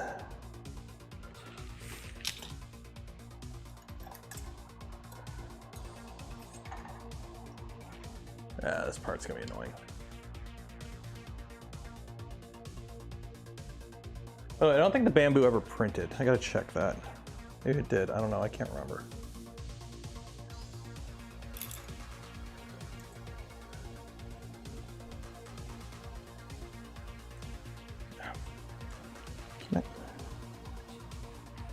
Do your thing, go around the corner. Around the corner, down, down, down by the river, come on.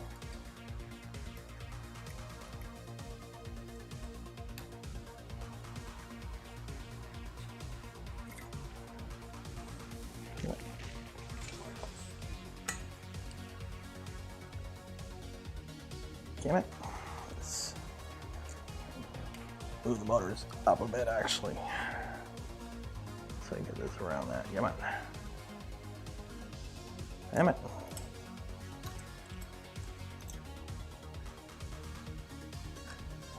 That'll be on the wrong way.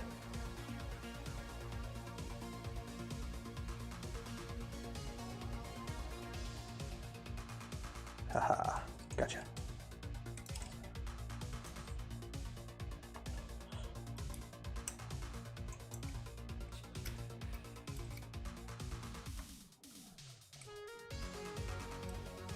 Gotcha.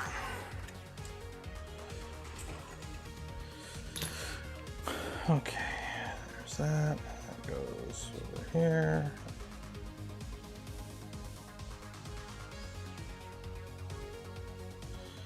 Hopefully I grabbed the right belt. I did. Okay.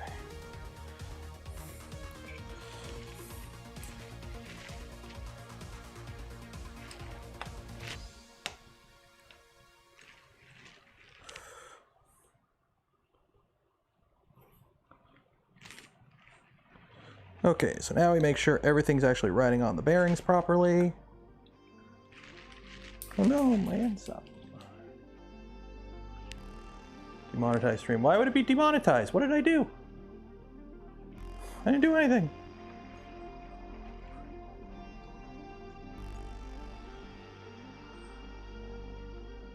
Oh, no, you popped off your...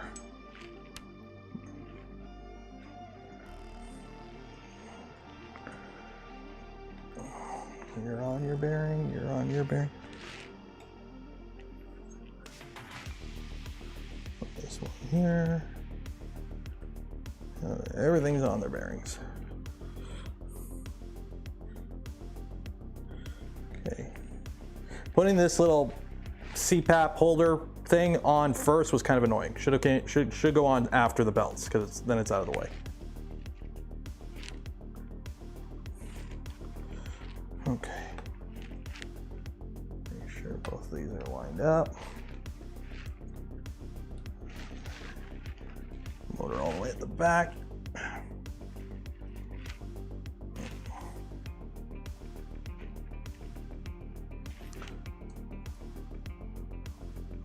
Oh wait, you want these at the front. Sorry, these should be at the front. 1 second here.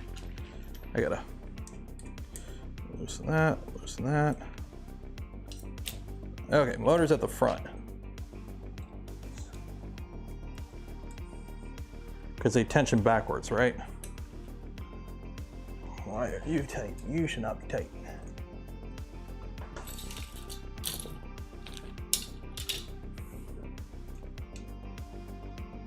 There we go, okay. Motor's at the front for maximum slackness. Okay. So,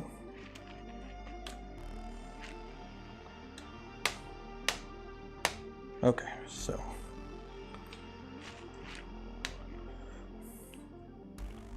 put you in the middle. There's gonna be a lot of slack on this one now. Okay, that's fine, that's fine.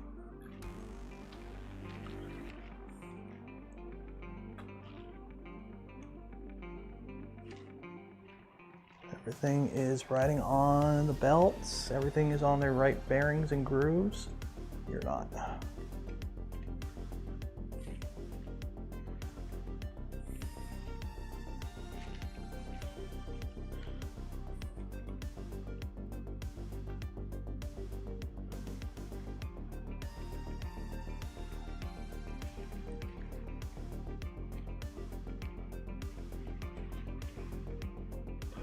Ah, dang it. Yeah.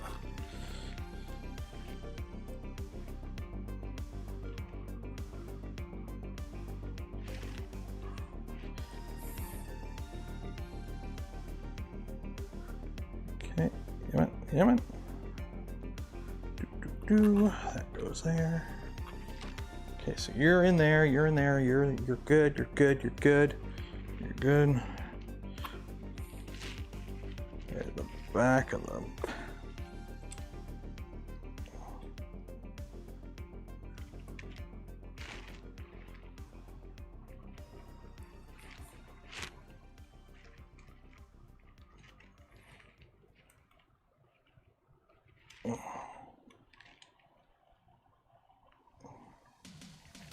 Okay, there's that one in. Okay. Now I gotta undo this one so I can redo it. Oh no!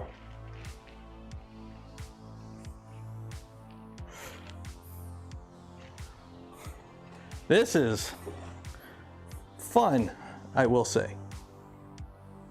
Are you having fun, kids? I'm having fun. Whew.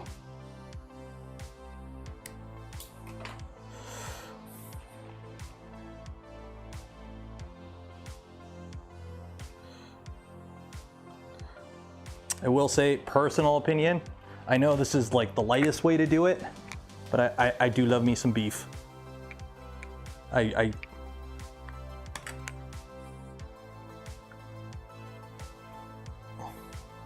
Especially for something like this with like what holds your belts in.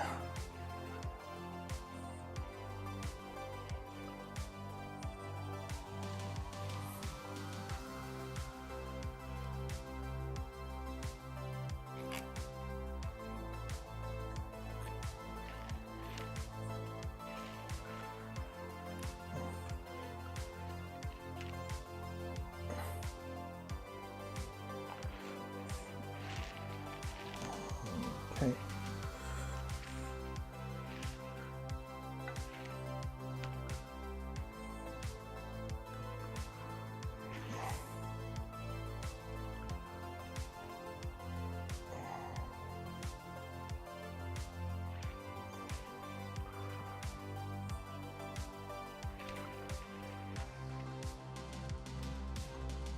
There we go. Okay.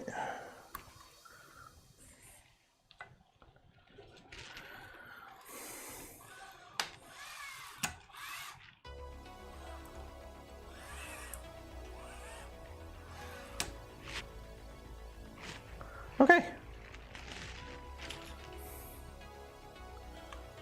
I'm going to trim off some of this extra for now.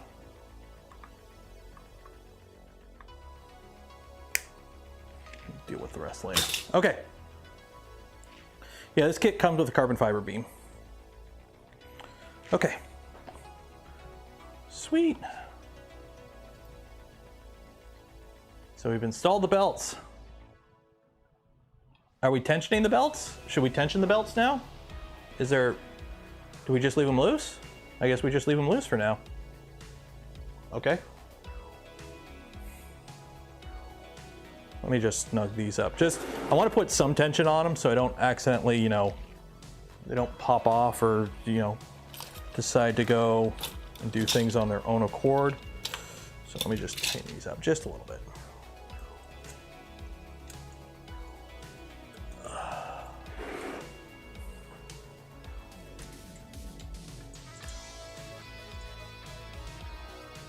There we go. Just a bit of tension.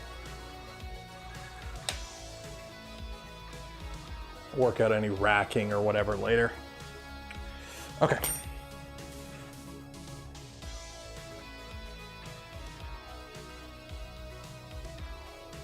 Okay.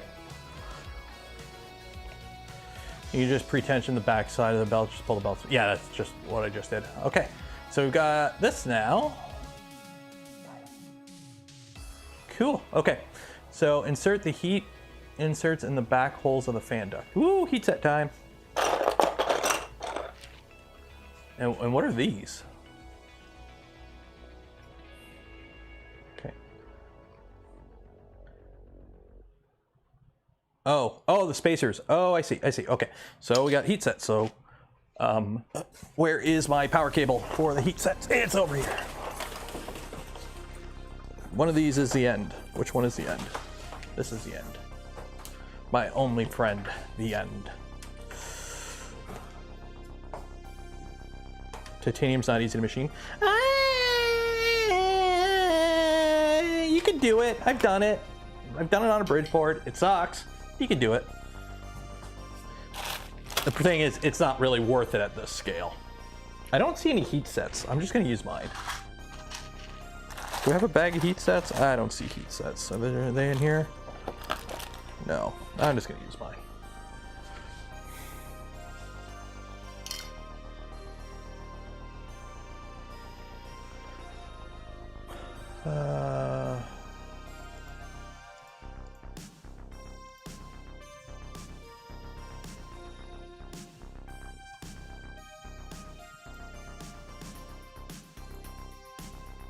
Waiting on the iron to heat up.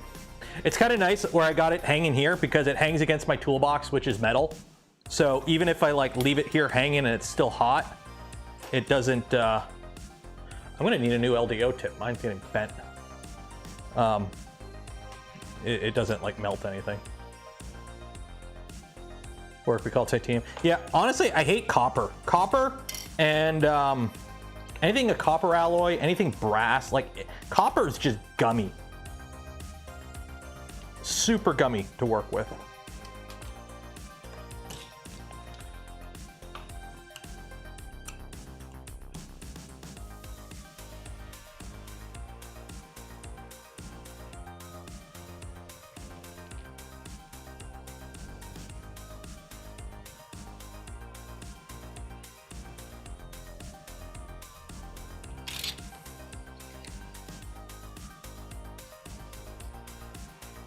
Machining bubblegum, pretty much. It is pretty close to that, actually.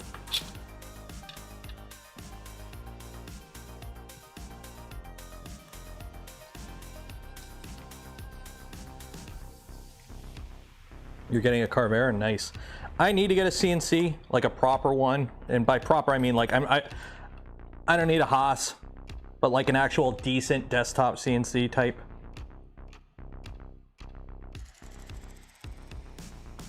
So I've got the Comgrow Robo CNC behind me here, and it will kind of do sort of what you ask it to do potentially on a good day. I've done some quadcopter frames on it. That's about it.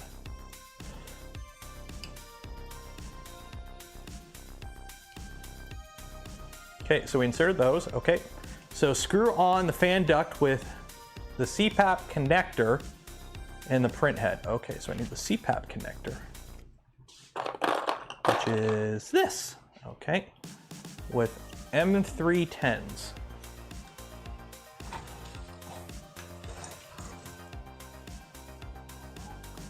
So you go like that, and you go like that. So M310s.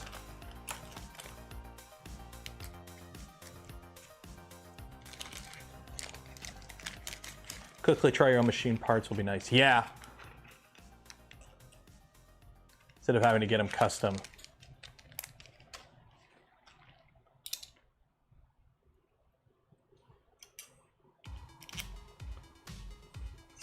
Next thing you know, you're designing your own CNC.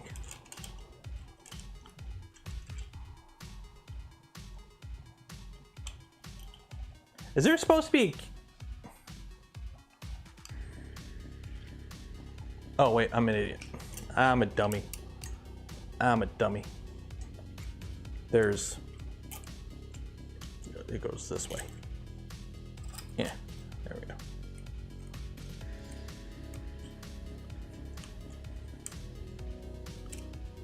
There we go. Oh, 1.2 kilowatt spindle, nice. Oh, for the Shapeoko you got? There you go.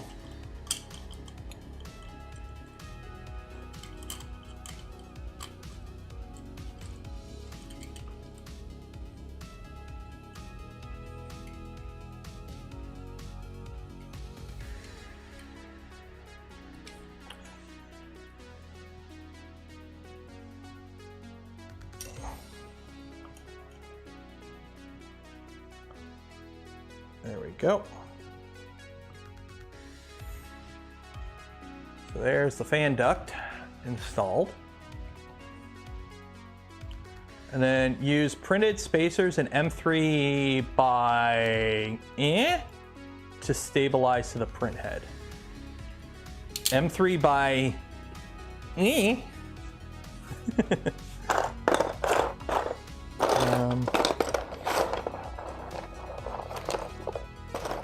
I do love using M3 by screws. They are the best screws in the world.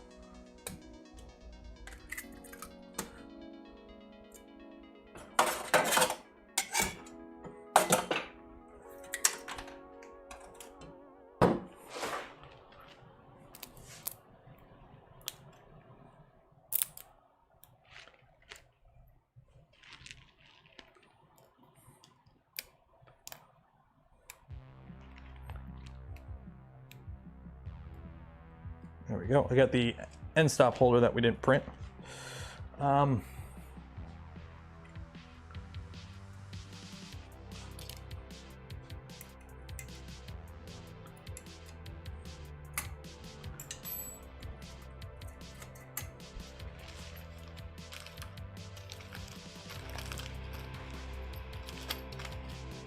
$30 M3 by 30. Okay.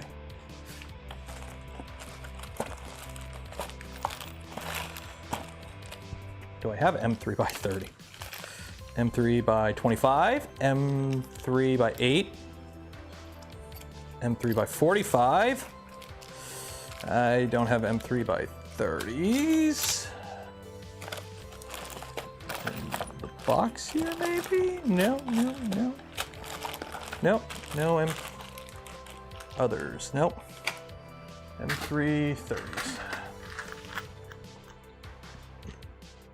Well, hopefully they can be, yeah, they could be button heads.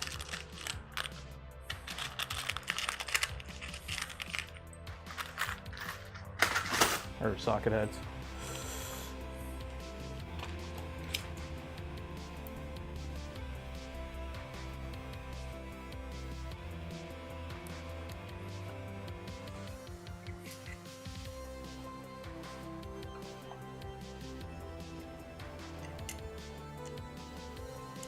Yeah, I'm really hoping once I reboot this computer that the delay, the lag that I'm having here on the Stream Deck changing scenes with OBS goes away. 'Cause it's kind of really annoying.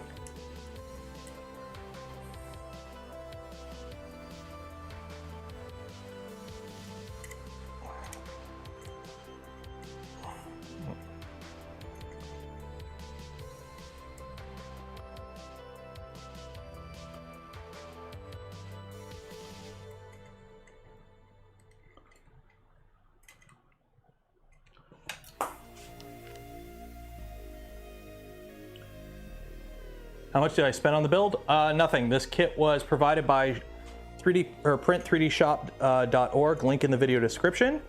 But if you want to buy one for yourself, you can see what the price is down there. I think it's $1,500 US for the kit. This kit was provided for this build series though. I did not pay for it on the condition that, you know, I just build it for the series.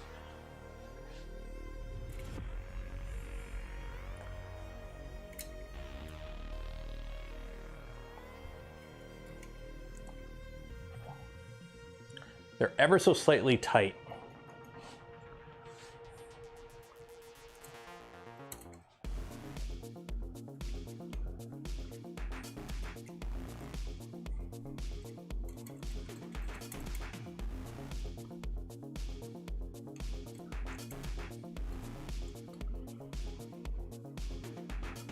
There we go.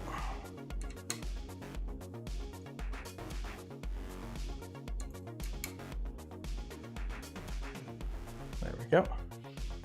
So that stabilizes that, and then you tighten these two screws back here, and this really locks in your fan ducts. So these fan ducts are not going anywhere.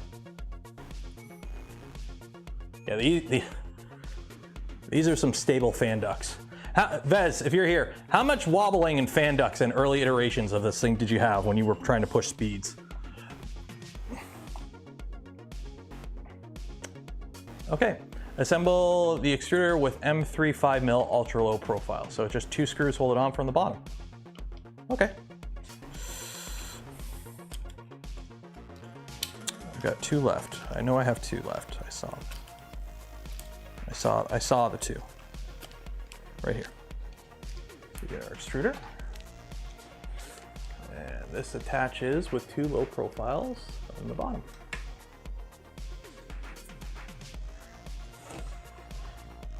And show the fan duct mount.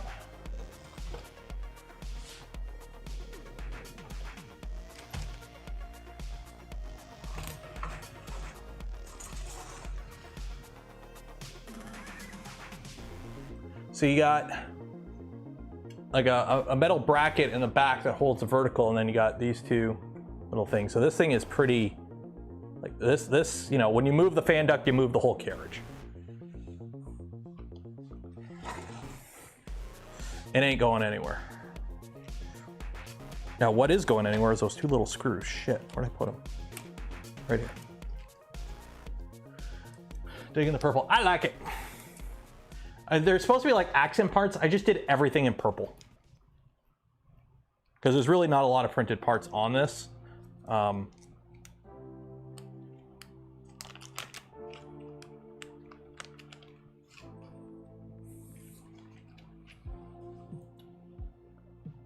So this is the extruder. The extruder is a... What is this extruder anyways? It's like, it looks like a skeletonized metal Sherpa.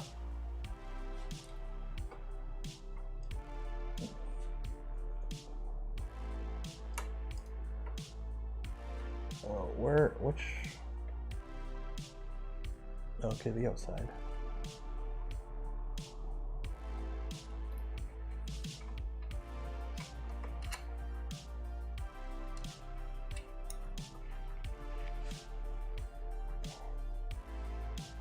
It's not a Sherpa. What is it then?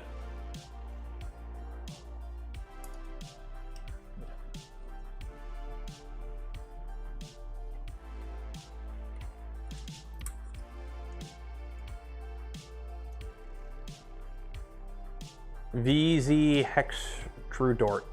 Okay.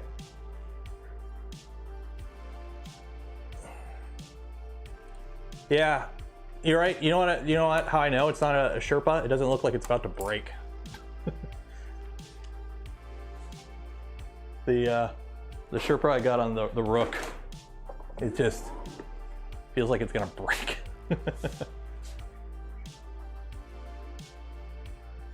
Oh, you got the helical gears in there. Ooh, fancy. Or the, like, whatever they're called where they're on an angle. That's a nice extruder. How does... There's no latch to easily relieve tension on it, is there? You gotta kind of unscrew it, but... Yeah, I wish the thumb lash so you can open it up by hand was a little bigger. It looks like it's been shaved off for weight savings. Yeah. I wish this part here came up more so you can actually grab it and bend it over. Okay, but that's just me being nitpicky. Where'd I get the background music from? Stream Beats.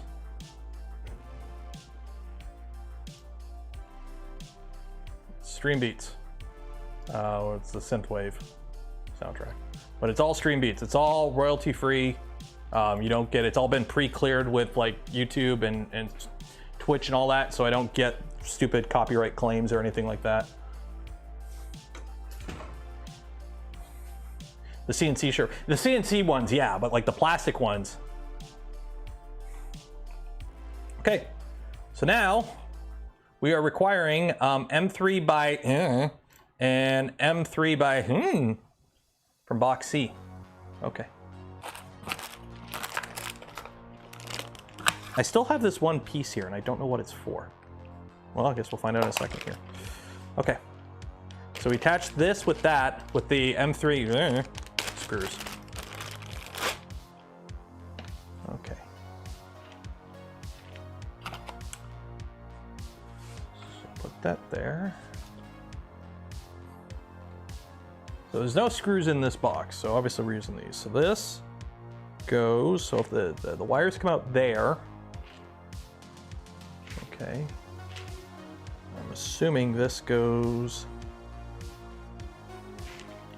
you put 4 screws in, like so, okay. I'm assuming it's the M36s, because those are the only low profiles I have left.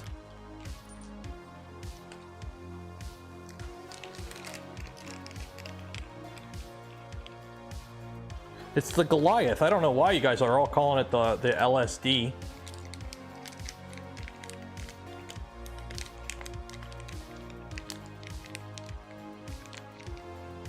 You got hell from using the immature name. Pfft. You know what? Those are people that just take things too seriously. Now, once you start actually trying to sell it, then yeah, it is kind of immature. But like, you know, a development name, that's fine. Oh, I know LSD. Okay, I know LSD was the original name. Are these supposed to be M2.5s or M3s?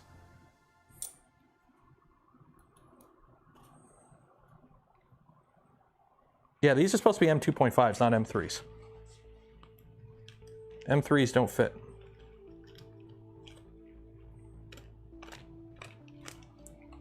Yeah, so in here it's calling out for M3s. Not M2.5s. Yeah, the docs say M3s.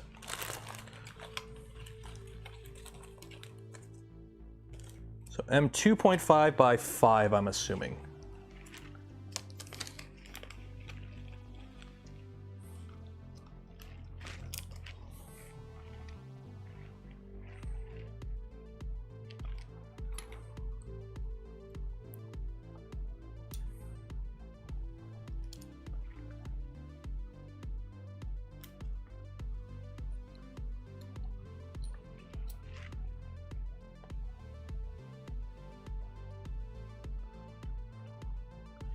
V7 was also a prototype. Names are changing.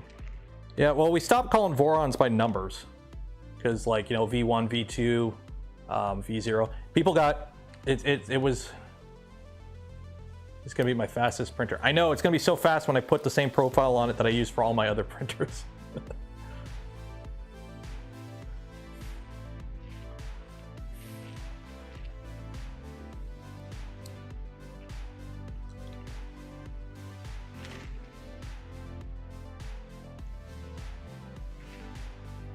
But yeah, we like the V1 series is now called the Trident because names confuse people apparently, or numbers confuse people. Okay, so that's that. Should I screw in the thermistor? I'm going to screw the thermistor in right now. Or I'll do it later. So I'm just going to leave this bundled up. Okay, slide the printed fan holder for the Goliath hot end insert. What fan holder?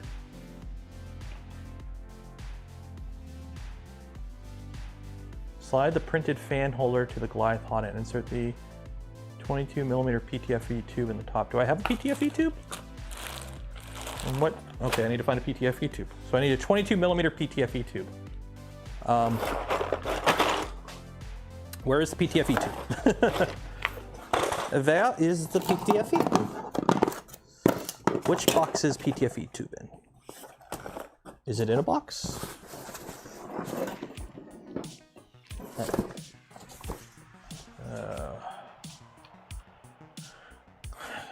Box C, PTFE tube. Self-source. Oh shit.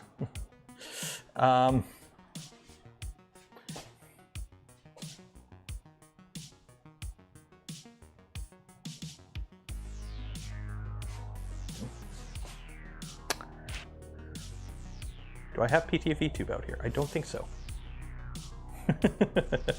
Are these?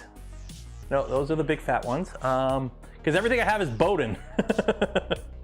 So it's all got clearance PTFE tubes. I should have some left from the, I've got to have some left from the Rook. Where did I put the, I should have some left over from the Rook. Where did I put it though? Are you PTFE tube? You're PTFE tube. Yay, I got some. Take it from the bamboo. No, because the bamboo is Bowden as well. Okay, so 22 mil, okay. So 22mm.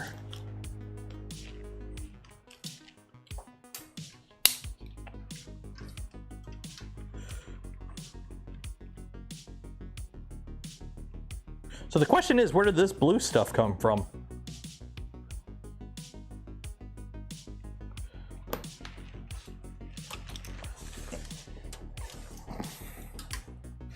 I've got a whole spool of Capricorn. I don't know where it's from. Okay, so 22 mil, so that goes in there. Okay. And then that attaches with M3/6s.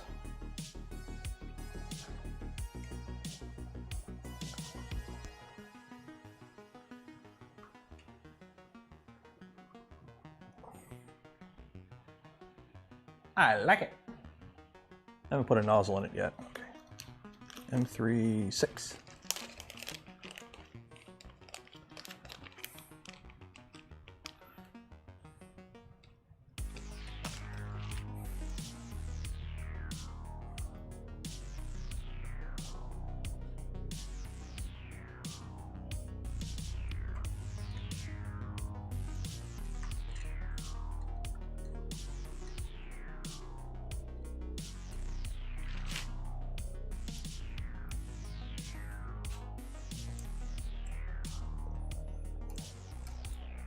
Yeah.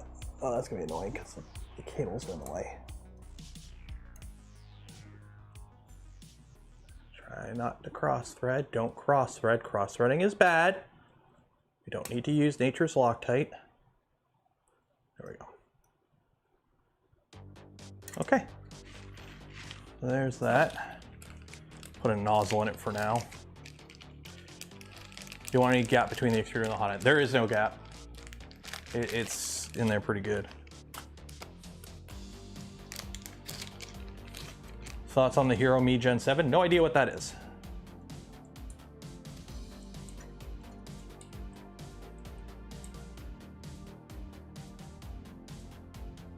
There you go, okay.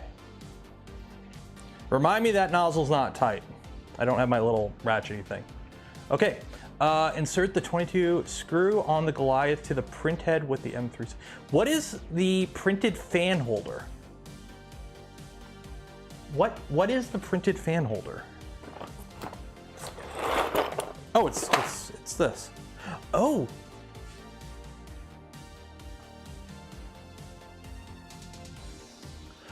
Oh, I see. Oh, I gotta take those screws out then. It just snaps on. Oh. It's very old E3D ISK.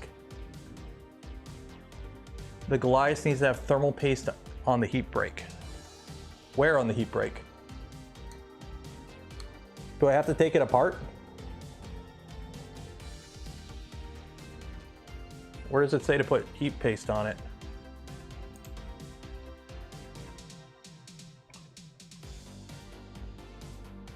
So I have to disassemble it.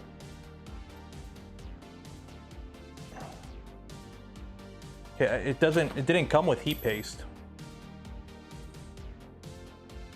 So I got to take the whole thing apart? Heat break to heat sink.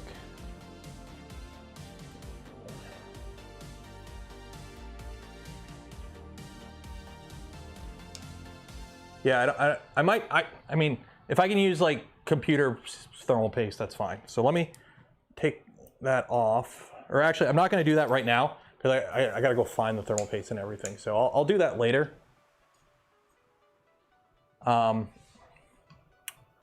Okay, so that's at, what time are we at? Oh yeah, we're at 5 o'clock, so we're at pretty much the end of the stream anyways. So I'll do that after stream or at the beginning of next stream.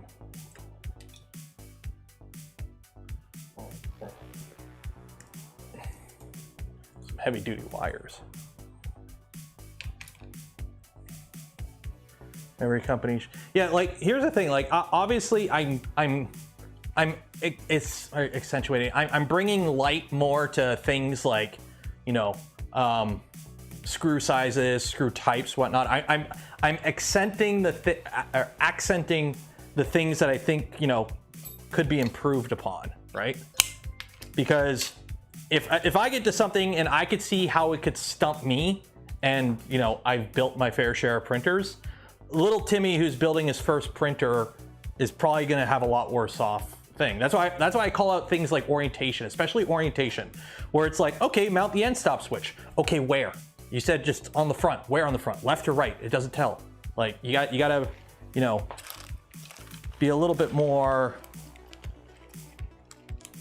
direct sometimes. Oh, no problem, Vez. Take care. Are you out? You heading out? I know all the little things and work on this tonight. Nice. Okay, I'm gonna mount that X end stop before we call it though. If I can find those itty bitty screws that I probably, oh, here we go.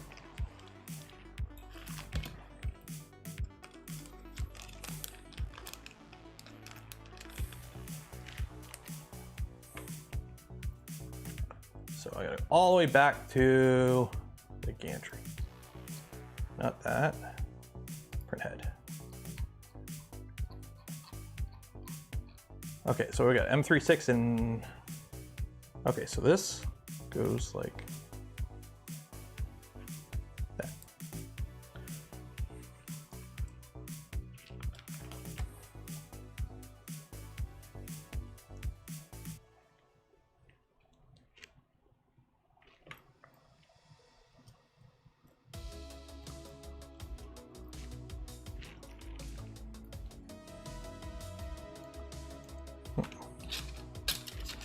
There we go.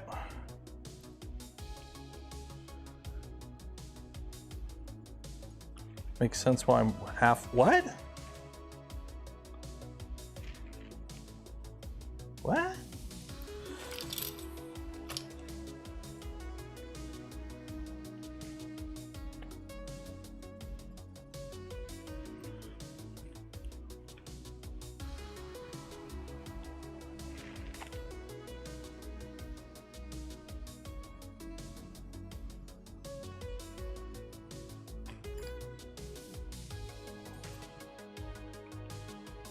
This I don't get.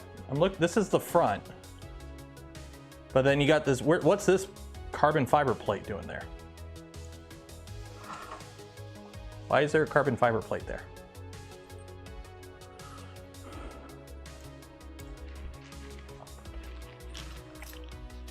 M38 or M36 tube. That's the X tube. Oh, okay. It's just the way, I know why some of this was cut out, but sometimes it is kind of a better idea to show the whole thing. So I'm looking at it, I'm like, did I forget to put a plate in there? I'm like, I know obviously I didn't, but sometimes it's okay to show the greater assembly. At least for context is key for a lot of this. A lot of, especially people building a printer for their first time, just having context or just having, you could see the greater picture so you kind of know where everything kind of lines up and where it goes, helps a lot, especially for first time builders.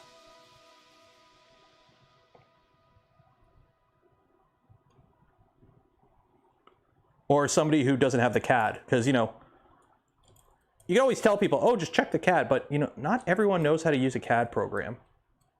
Or even has a computer that can run a CAD. Oh, shoot, where'd that go? So for a lot of people, they're just going to look at the instructions because that's, all they got.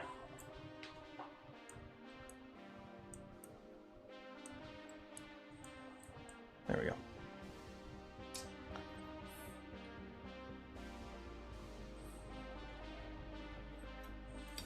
So there we go. We got the long schlong dong installed. Oh, sorry. See, the Goliath. Voila. There we go. So Toolhead is coming together. We got the XY belt path wired up, end stops are in. We don't have a Y end stop in yet, but we haven't gotten to that yet. But yeah, it's getting there, it's getting there. Coming along. This is some heavy duty wiring. Why is the sleeve so thick for just two little thin wires on this? Oh well. Documentation takes at least as long as designing. That is pretty much true, Jonathan. Like the switch wire manual took longer to make than the actual design of the switch wire, if I remember correctly.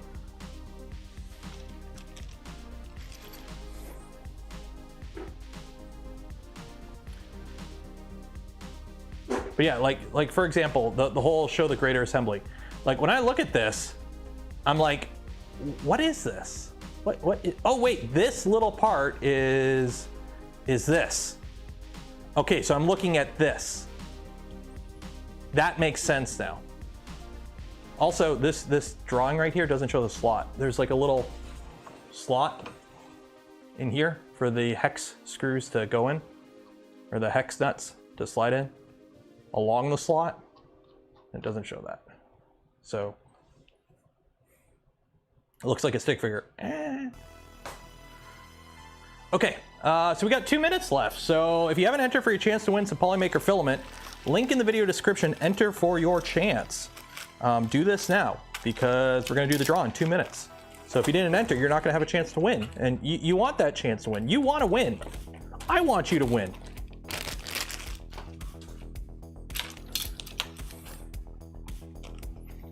Do the thing, push the button.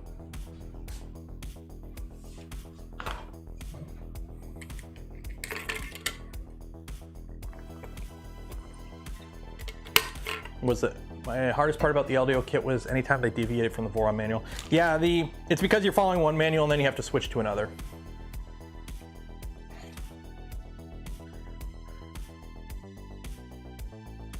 YouTube bot. Oh yeah, you can't type with an emoji. It's weird. Live chat. Do that. Okay, so let's see here. And then also, I don't know if we'll do it this week. Maybe this week. The YouTube members Only Bench a Yacht Club live stream. Either we might do it this week, we might not. It'll just be a hangout one. But every month we do a standalone live stream that is just for YouTube members and Patreon supporters. And we might do it this week in the afternoon at some point. Yeah. Been like 400 viewers, but only 200 likes. Well, everyone, before we do the draw, I'm going to do the draw, but I'm not going to do the draw until you all like the smash button. So everyone in chat right now, like the smash button, and we'll do the giveaway. And if you didn't enter, you will have another chance on Friday, because Friday is the community challenge stream.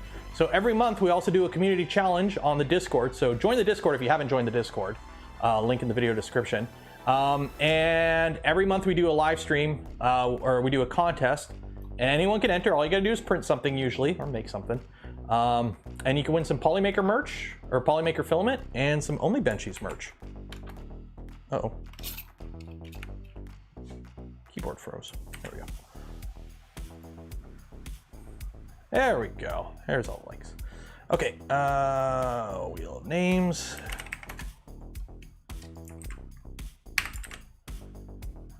Wait for that to load up.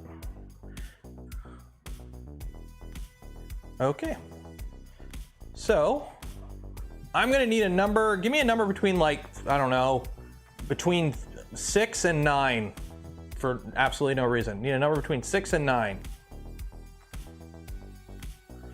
F. Hadson, you are wrong. Rylan, that's a 7. That's a number between 6 and 9. 1, 2, 3, 4, 5, 6, 7. Kickity. Okay, round and round she goes. Where she stops, I don't know. There's always that one odd color line. What is with that? I mean, I can't be the only one seeing that. Okay, Mr. Grr. Congratulations, Mr. Grr. You have won yourself a spool of Polymaker filament, as long as I got your information here. Oh, look at that, and you answered the question right, too. Yay. You will get an email from me after the stream ends with information on how to collect your filament from Polymaker. So congratulations, Mr. Grr. You win. Yay. Golf claps for everyone. Oh, no, turn that off. There we go. So it's coming along. Actually, I will say, I got Vez's, what are these what are these ones? This is an older revision of it. I'm liking the aluminum there. I'm liking the aluminum. But yeah. CPAP muffler. That's gonna be fun. Oh no, Vez, you fell for it. Vez, no, you went for the purple and the blue. You were the chosen one. Not the background LEDs. He's got background LEDs. Oh no. And the blue LEDs in the background. You fell for it. The oldest trick in the book. Disregard LEDs. Return to just random piles of shit in the background. That's how you do tech YouTube. Because you look this, you see all the shit. Hey, that guy actually does stuff instead of living in a set. Look at this mess. Look at it. That's how you know it's real. That's how you know it's real. You put LEDs on the printers, not on the set. Okay. Blue LEDs make it run cooler. It helps with cooling. Red goes faster. And green if you want it to be more economical. Okay, so I think we're gonna call it there. Yeah, it's coming along pretty good. Really, the only hiccups I'm having is just, you know, a little bit of corrections in the documentation, which again, hopefully they get corrected and then other people won't have the issues and then we just keep on trucking. Should be pretty good. I'm actually really happy on how this, okay, I gotta fix that. Where is my, took a chunk out of one of these idlers earlier with the snips and I kept catching myself on it. There we go. Okay, so we're gonna call it there. Again, Friday is the community challenge stream. Enter for your chance to win in the Discord. Anyone can enter, anyone can win. It's open worldwide. And then also, what else? There was something else I wanted to say, but I can't remember what it is. Oh, if you're going to IRF, I'll see you at IRF. I'll be at IRF. And yeah. So shout out to Print 3D Shop for providing this mellow kit for a VZBot 330 that we are building here today. If you are interested in building one of these yourself, link in the video description. And also shout out to Polymaker for the spool of filament we gave away in this stream and every stream. Link for them in the description as well. Affiliate links down there. Don't cost you anything extra. Go a long way supporting the channel. So we are going to call it there. I'm going to go make some din-din. I just realized I got to spin these motors around because there's no way I'm fitting a plug in there. Hopefully I could do that without having to take this whole bloody thing apart. Shit.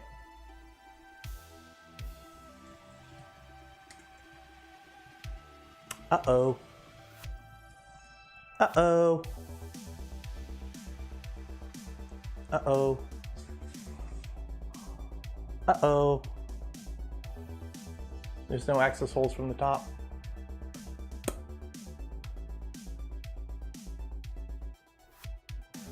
Yay. Okay, we're gonna call it there. Great. I'll do that off stream. Hey. For those that are gonna join the member stream this week, we now know what we're doing. Okay, we're gonna call it there. For those that donate to the channel, gifted memberships to others, or became members of the channel yourself, I thank you. I'd not be able to do the things I do, create the content I create without your continued support. So, see you on Friday. Some of you else might see Wednesday or Thursday. Be safe out there, wash your hands, and enjoy the rest of your week. Bye. Oh wait, I gotta